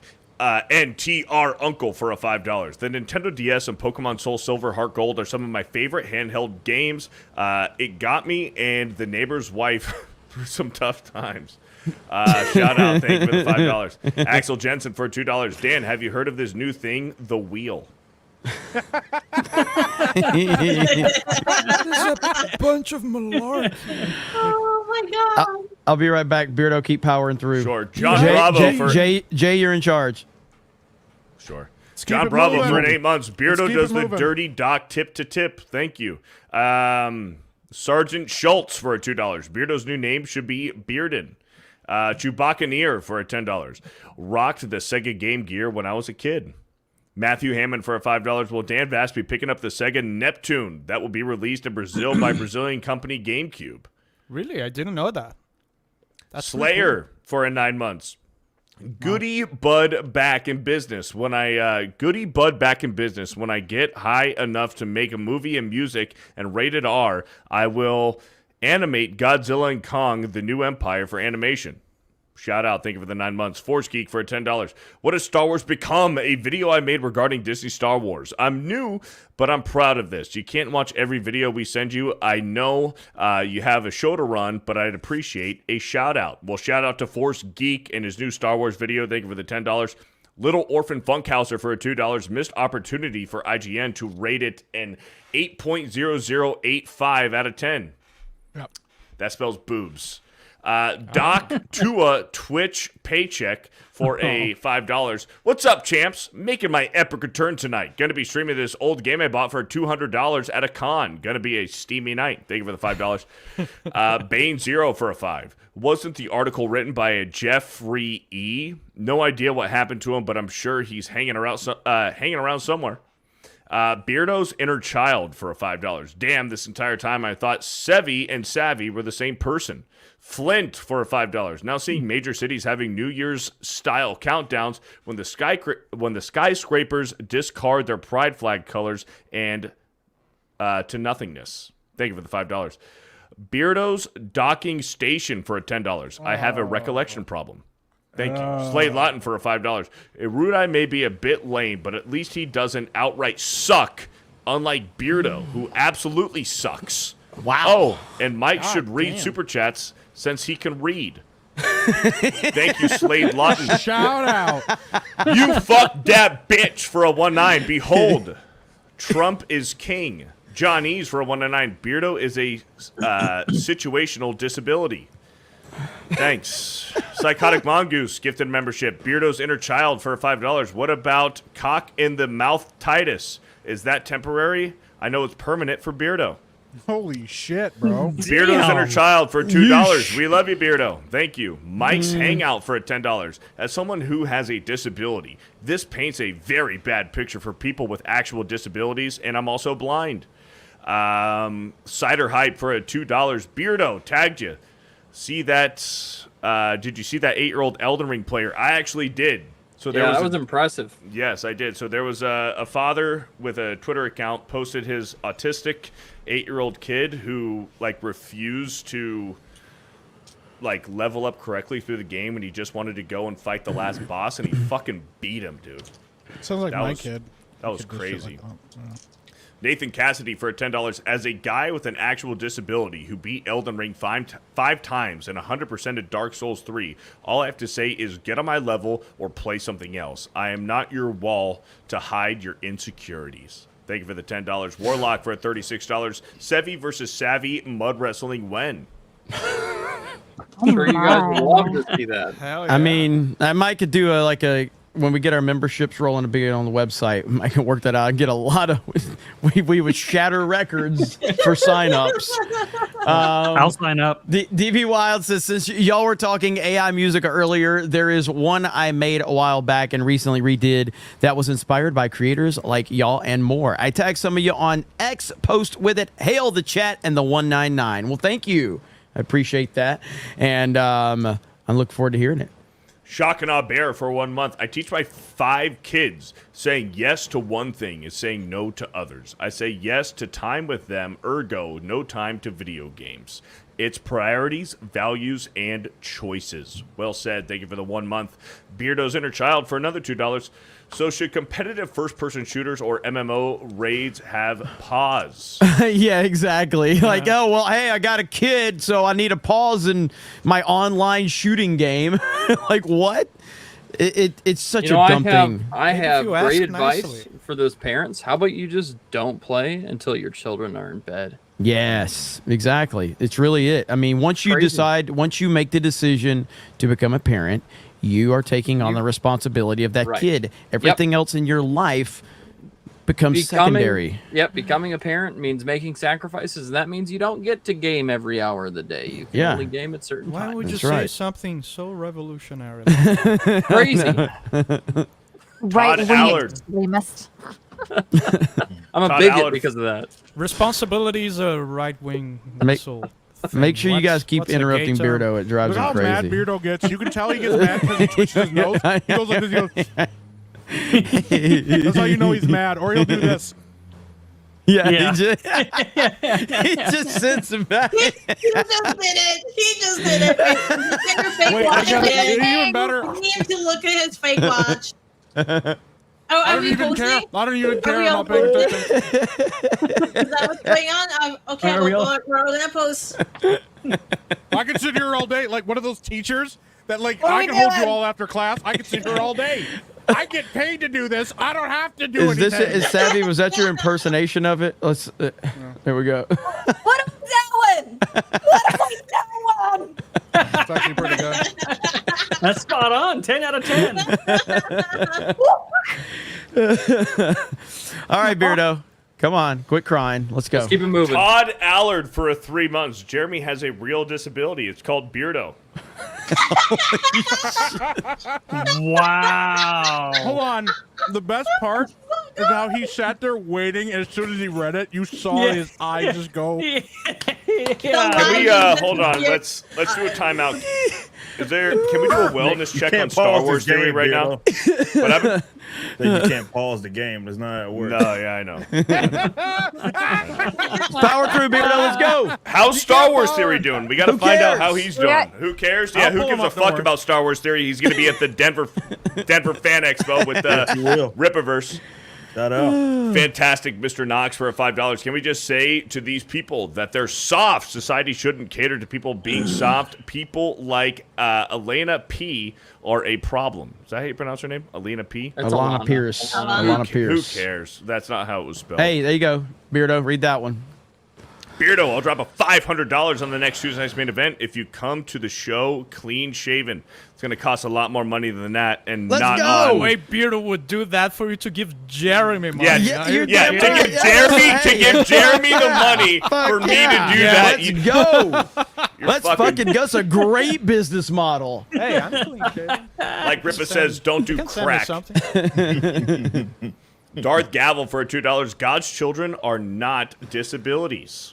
Well said. Matthew Hammond for $10. If we are going to continue the diluting of the term disabled, then can we bring back the disabled list in Major League Baseball that was changed to injured list because it was Yeah. Because God. it was. I like that. Adam Rice for a 13 months. My 14-year-old special needs daughter goes ham on Elden Ring. I have to laugh when I see people complain about it because it's not linear. Prometheus Creations for $5. I would love to DM a campaign of Star Wars Saga Edition for your channel. Rudai, when my room is all set up, with a salute. That game is fucking hard. That's like one of the most brutal tabletops I've ever played. It's good though. It's a fun one. I love. It's very good, but it is We're running it on fucking Moonskull. brutal. Yeah. Yeah, like you get one like fucking blaster just can end the whole campaign, man. It's just wild. Yeah, one of our characters on my Moonskull channel has already almost died 3 times. Yeah. Damn. Actually, Brazilian average IQ is pretty low. Oh, that explains everything. Yeah. It's the water. It's the That PP makes a lot fish. of sense. Is it 69? But Brazilian average penis size is higher than American. You can look it up. That's true. They're Even with the compensating for their women. low Yeah. IQ. Yeah, but like, Even with the women. okay, I've always wondered about this. Okay, like, who? Ain't nobody's ever measured mine. Like, who's measuring their dick to get these average penis sizes out there? Scientists, man. You know I'm what? gonna Google That's this. all the statistics gonna find about out. that. It's completely bullshit because Yes. all of that is self-reported. Yes, it is. Nobody's gonna measure your dick. They're gonna ask know. you. I They're know. gonna ask you. So you tell them what's Okay. your dick size. So- Well, here's the thing. If it's all bullshit, then over in like some of these Asian countries, they are lying way up. maybe that's their problem. They don't actually have small dicks. They just So, tell the truth. according to Google, They're the only ones who tell the truth. according to Google, it was measured by health professionals in 2015. They reviewed measured. about 15,000 males. Oh, That's wow. really not a lot of people for them to That's- like. that's So how do they get people to do So- that? They're just like, hey, you want Depends to come here? where I've you got get the those stats. people from, right? And it has I've to got be the- as I've got the random as stats. possible. You got the stats, or what's the stats? So for Brazil, it's 15.22 centimeters. For America, I don't it's understand 13 that. point. Yeah, I don't even understand what know, the fuck you're- that means. God damn it! Yeah, y'all use just something that know- something that the British people don't use. Hold on, no. Just tell me what the centimeters are, Savvy. Or Okay, And convert, so yeah. for Brazil is 15.22 centimeters, and United States is 13.58. that's 5.9. well, the United States, That's the United tiny. States is like 5 inches. I'm pretty sure that's the average. What is it for U.S.? I think Savvy? it's 5 inches. Savvy! 15.58. God damn it, Ben! Shut the fuck up! I need to hear the numbers. What is it? Talking 13.58. All right, that is 5.3 inches. China is 13.07. Yikes! That is 5.1 inches. Sudan is 16.47. Holy shit! That's 16.47? That's Where's 6.5 motherfucking inches! Where? I must be Sudanese! I don't even know where that is. That's Africa. Oh man, What's happened Beardo, here? what are we doing, Beardo? Yeah, fucking read, Beardo. What are we Come doing? on, what are you I don't know, doing? man. We're waiting talking for about us to fucking measuring dicks, and I hear Ben is like the expert in measuring in Dan's centimeters. fault. It's Dan's fault. Talking. No, Ben is literally saying, "Tell me what it is in centimeters. I'm the expert." No, I'm sorry. I didn't I was Yeah. just saying because we Let- have hang on. lower IQs. Oh, But go we have ahead. bigger Ecuador. dicks. Okay, this is erect length. Oh, never and mind. Ecuador has the largest at 17.61. Ecuador. That's over 7 inches Ecuador. long. All right, That's correct. Savvy's way too excited for this topic. So. I like numbers. He's I very like excited. science. Yeah, Number. she's Yeah. autistic about numbers. Numbers, and we'll be moving. She's to autistic God about numbers and pretty soon. penises. We just combine both of those together. So, So yeah, there you go. We have lower IQs. We have communism, but we have bigger dicks.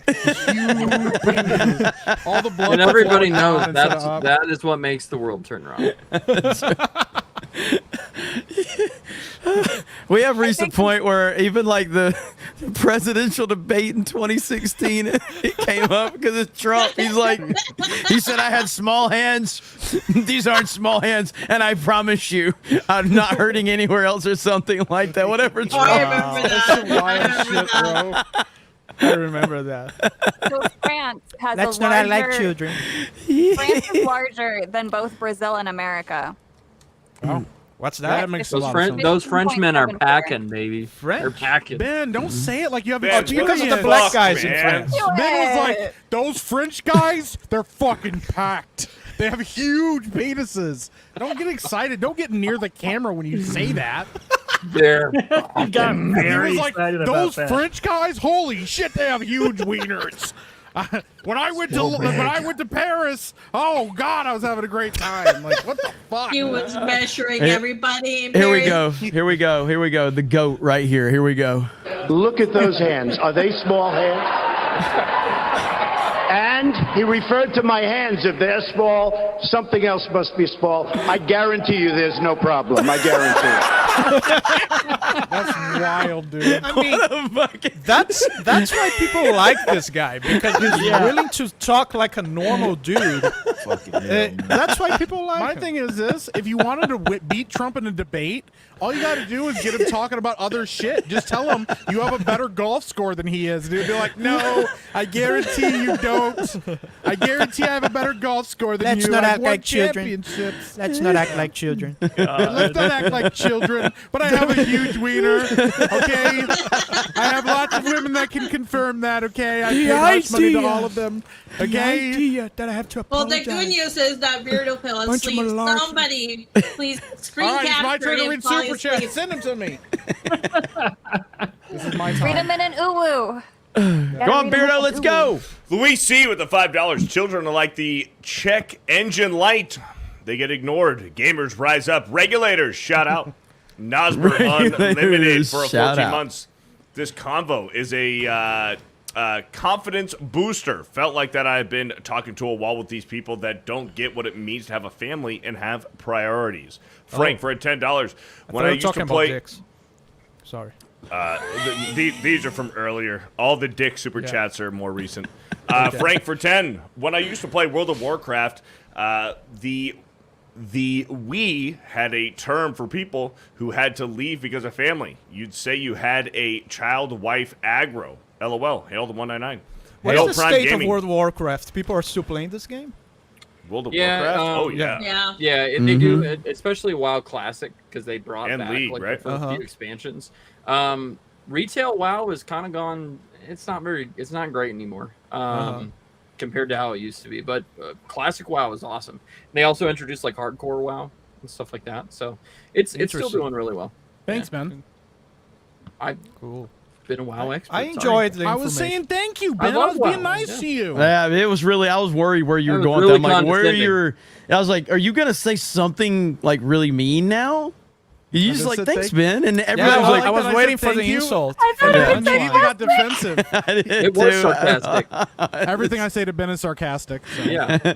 That's why Ben gets defensive. He's I like, was oh, actually well, grateful. fuck you, Mike. Okay, whatever. I like WoW, and I was like, okay, man. All right, cool. we got 8 more minutes of super chats, and then we're gonna do a square up Thursday. At least I am. Beardo might be too I'll busy. be there. No, I'll be there. No, he won't. He's gonna What be a grilling trooper. dogs. Anybody on the panel can join us for the square up. Bill What is Prime it Gaming for a $5.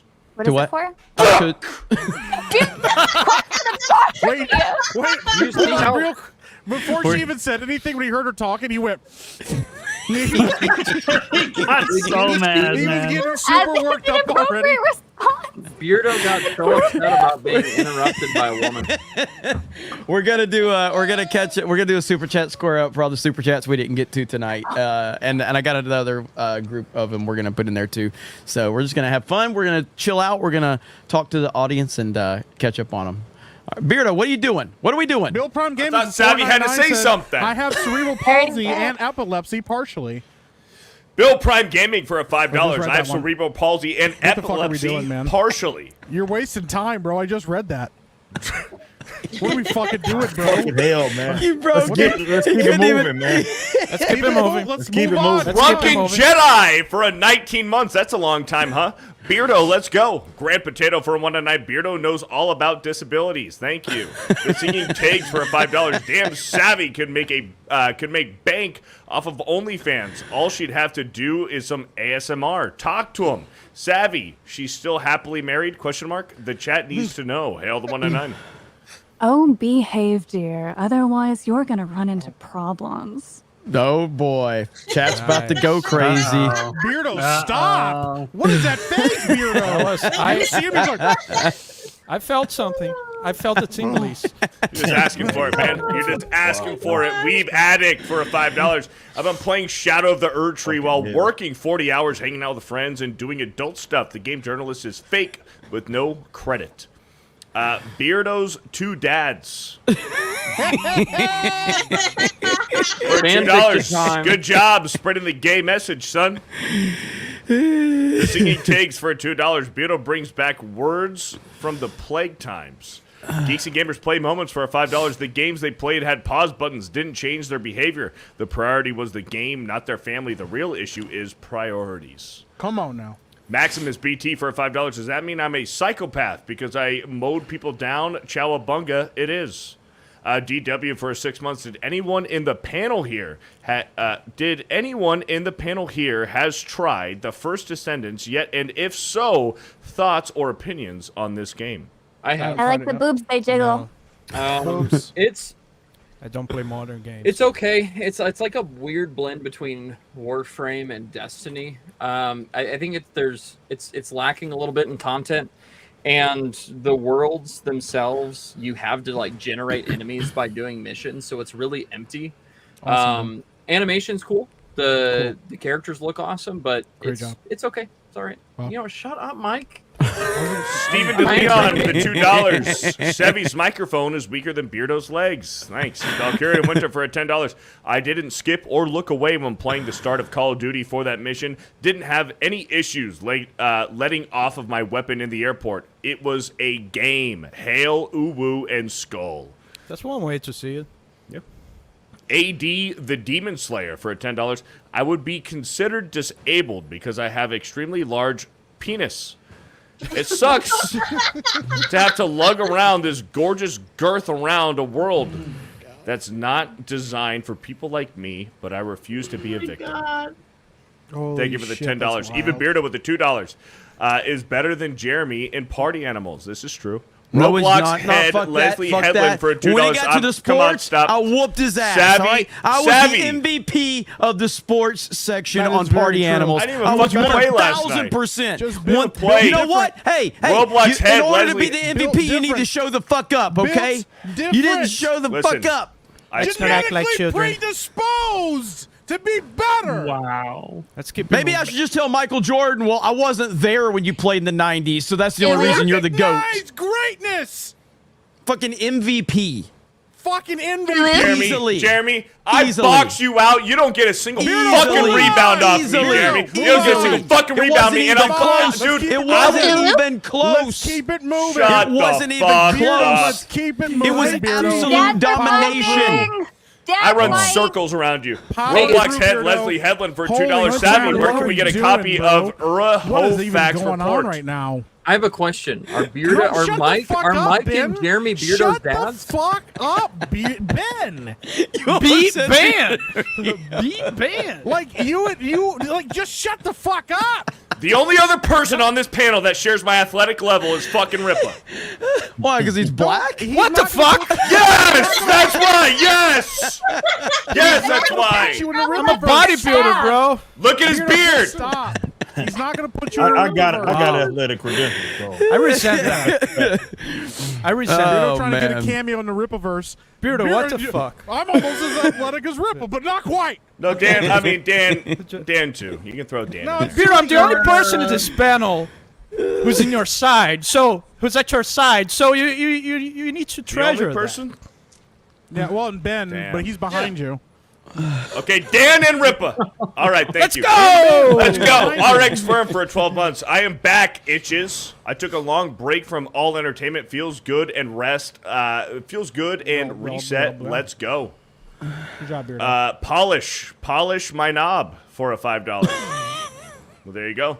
Dan, do you have any of those Edios triangle boxes in your PC collection? P.S. Jeremy showers with Joe Biden. I don't. Those are very expensive precisely because they're differently shaped. But there are some that that are in my radar. The Tomb Raider ones are pretty sought after. I would love to find those. Good job, Beardo. What are we doing? Out. Blast You the know power what? tard. Let's power through. Let's keep it going moving. Let's not act like children. Let's not act like No, children. you guys have something to say. Blabs the tower tard for a $5, despite making up 13. I was far away. It looked like mocking, but it's making actually. Let me scooch in. Despite making up 13% of the Force users, Sith account for 50% of lightsaber attacks and deaths. I get what you're saying there. Thank you for the $5. Darth Gavel for a $2. I'm not a slur word. Did you guys read it? But you started reading it. You just stopped. You and said, stopped. We get what you're saying. You went, "Oh, yeah, we get it. And then you moved on. Yeah. Okay, I'll read the whole thing and tell me if you guys get it, okay? Despite making up 13% of Force users, Sith account for 50% of lightsaber attacks and deathsnick dealers.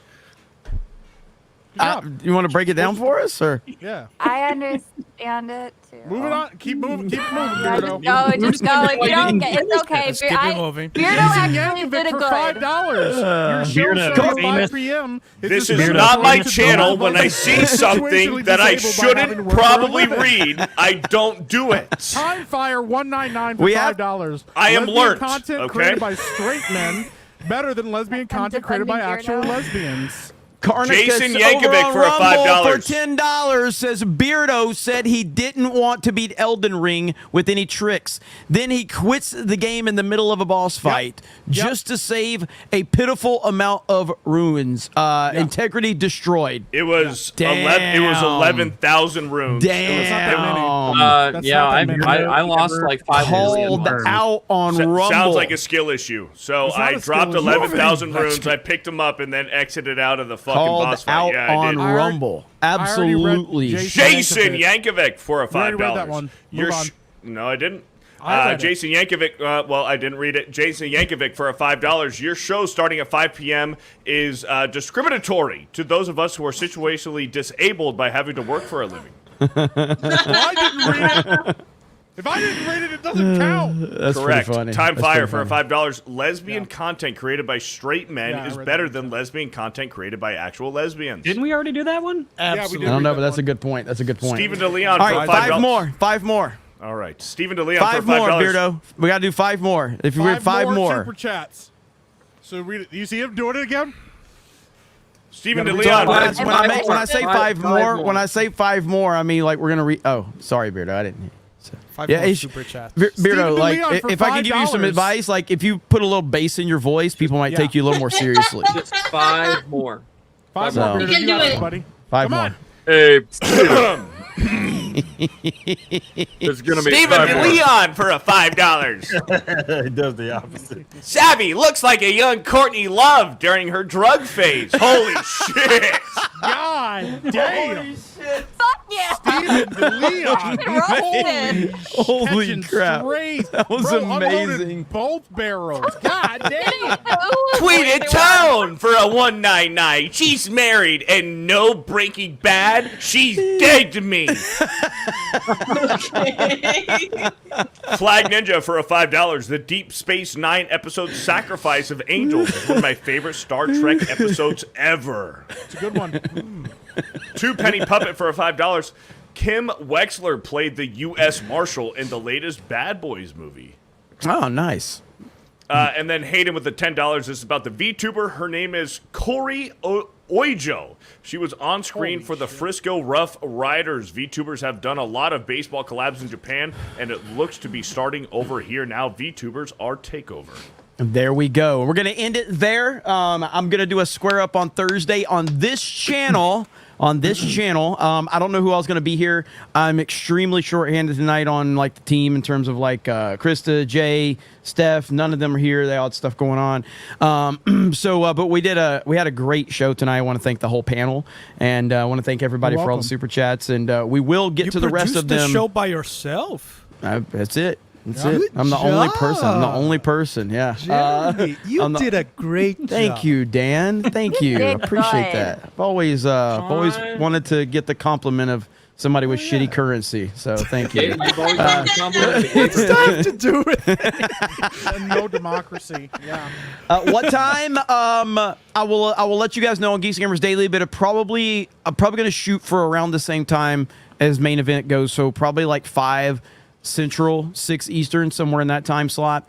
So, another stream happening. So that's going to be fun. So, all right, Ben, where can they find you? You can find me on YouTube at Benology and on Twitter at Benology.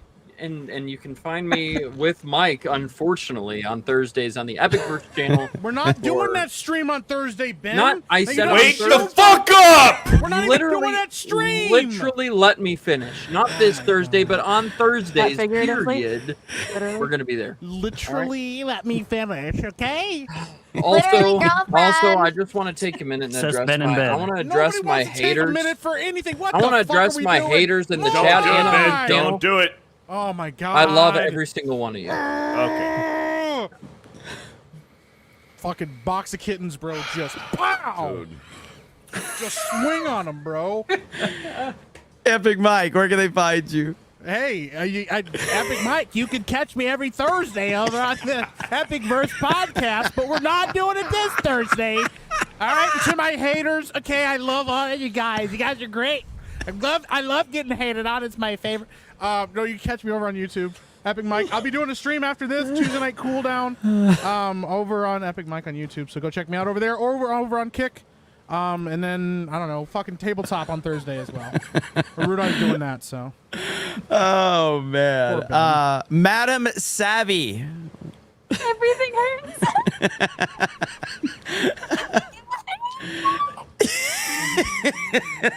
Okay, people know where to find me. What? We'll come back. Sounds to like you. someone cleaning a window. We'll come back. We'll come Guys, back. please make sure to subscribe to Benology. That's with 2 Y's. I play Starfield and video games. What the fuck is wrong with Sounds like a clown shoe Motherfuckers, squeaking man. like. I just want to point out that Savvy sounds like Damon's dragon in House of the Dragon. With 2 Y's. Hell, man.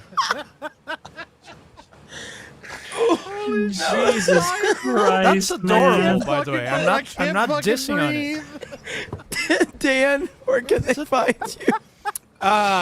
Subscribe to my gaming channel, Supervask 3D. My brother recently went to Japan and he brought me this from Japan. Oh. There we go. You know what this is? Let me full screen you. Hang on. Oh my god. Anybody in the panel doesn't know what this is. It's a Doesn't family know? computer, obviously.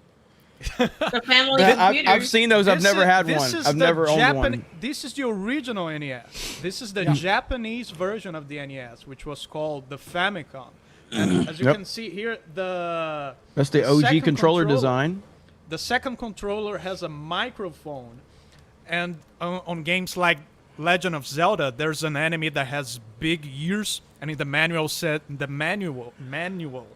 instruction booklet says that he hates loud noises. So what does that mean? On the NES, nobody knew what that means. But on the Famicom, you can scream at the microphone, and then that enemy would die. So I'm gonna stream that. That's awesome. And awesome. dude, that's 80s. That was in the 80s. So Yeah, like early cool. 80s, right? Like 83, 84. Absolutely. So this is the Japanese NES. I'm gonna stream that on Supervask 3D. I just need to figure out how, because it's coaxial. It's not even the 3 pins. Yeah. It's the antenna coaxial cable. So Hell it's gonna yeah. look like shit, but it's supposed to. It's gonna be awesome. That's what it needs to be. It needs to look like shit to have authenticity. So that's cool, man. Supervask 3D, Dan's gaming channel. Make sure you go subscribe over there. All right, Madam Savvy, you good now? Yeah, I think I'm okay All now. right. Where can they find you? Just on Twitter and YouTube for Madam Savvy. I guess I'm going to do another game stream at some point, either tomorrow or Thursday, and I'll keep trying to save the pink chillets. There we go. Good to have you here as always. Ripa. Yeah. Dallas. Or not Dallas, Denver. Yeah, Denver Fan Expo starting on Thursday. We'll be there the entire time. You can come meet myself. Saska's going to be there. Mike Barron, the writer for our collection that's out right now for pre-order and good polymaths. You should go pre-order that. Jay's going to be there. Star Wars Theory will be there with us as well. We're going to have a lot of fun. So if you're in the area, you should come to Denver Fan Expo. Aside from that, we're closing in on 200K for our first ever collection, which is awesome. So appreciate all the support for Gooding. Yeah, let him actually tell him, give him a quick little pitch about that, because you weren't here last week. We were gonna talk about that when you weren't here. So we released Gooding the Polymath. It's a character, tech savvy character that was introduced in ISOM #2, wrote by the legendary Mike Barron. He did a lot of Punisher stuff, as well as has been drawn by Will Conrad. So this is released in a collection format, not a campaign. The reason being is our release schedule is about to speed up like crazy. We're really focusing on the publication aspect, so it's not going to make a lot of sense to have 1 million items associated with every single thing that we drop. So with this one, for example, it's our first ever collection. It's only 3 items. It's the book itself, a shirt, and a poster. That's it. No CCs, no other crazy merchandise or anything like that. This is going to be kind of our new format for most of our releases, because this doesn't make sense to hold off for campaigns like that. So it's been it's crazy. Obviously, we sold almost 7,000 books already, So big shout out to all of y'all that's been showing some love on that. And fulfillment starts pretty immediate with these as well. So the campaign ran like 35 or so days, and on the 29th of this month, it will start getting shipped out. So that's kind of how things are going to look going forward with us. Oh yeah. Hell yeah.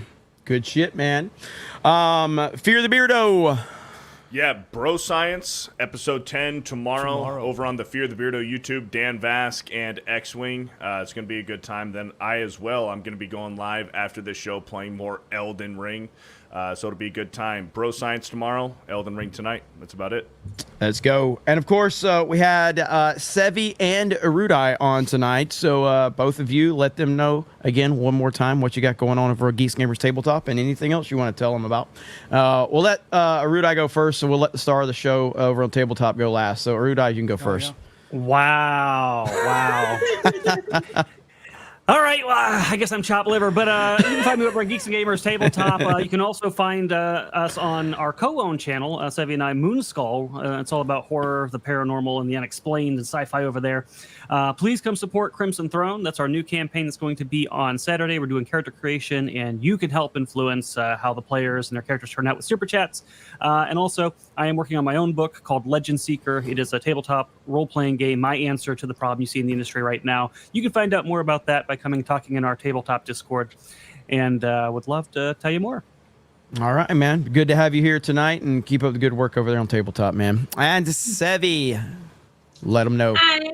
Yep. Hi, everybody. I am Sevi. You can usually find me on Twitch, Kick, Instagram. It's Sevi, SEVVY _ LUV. Also, you can find me at Geeks and Gamers Tabletop and over at Moonskull and my Twitter, which is Sevi707. Very excited to start Crimson Throne, which is going to have Epic Mike, X-Ray Girl Comics Division, Disparu, and then myself. And the DM is going to be a Muppet that has some issues, that has a very severe disability. So please join us in making his life a living hell. Love you guys. All right. Thank you guys so very much. We really appreciate it.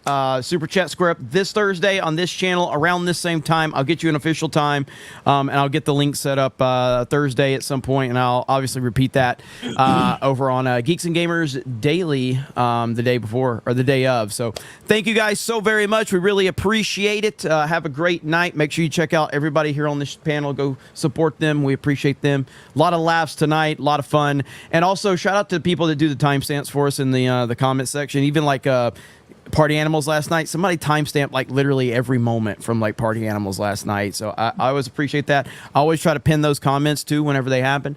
So thank you guys so much. We really do appreciate it. Have a good night. We'll talk to all of you later. Bye, everyone. You guys.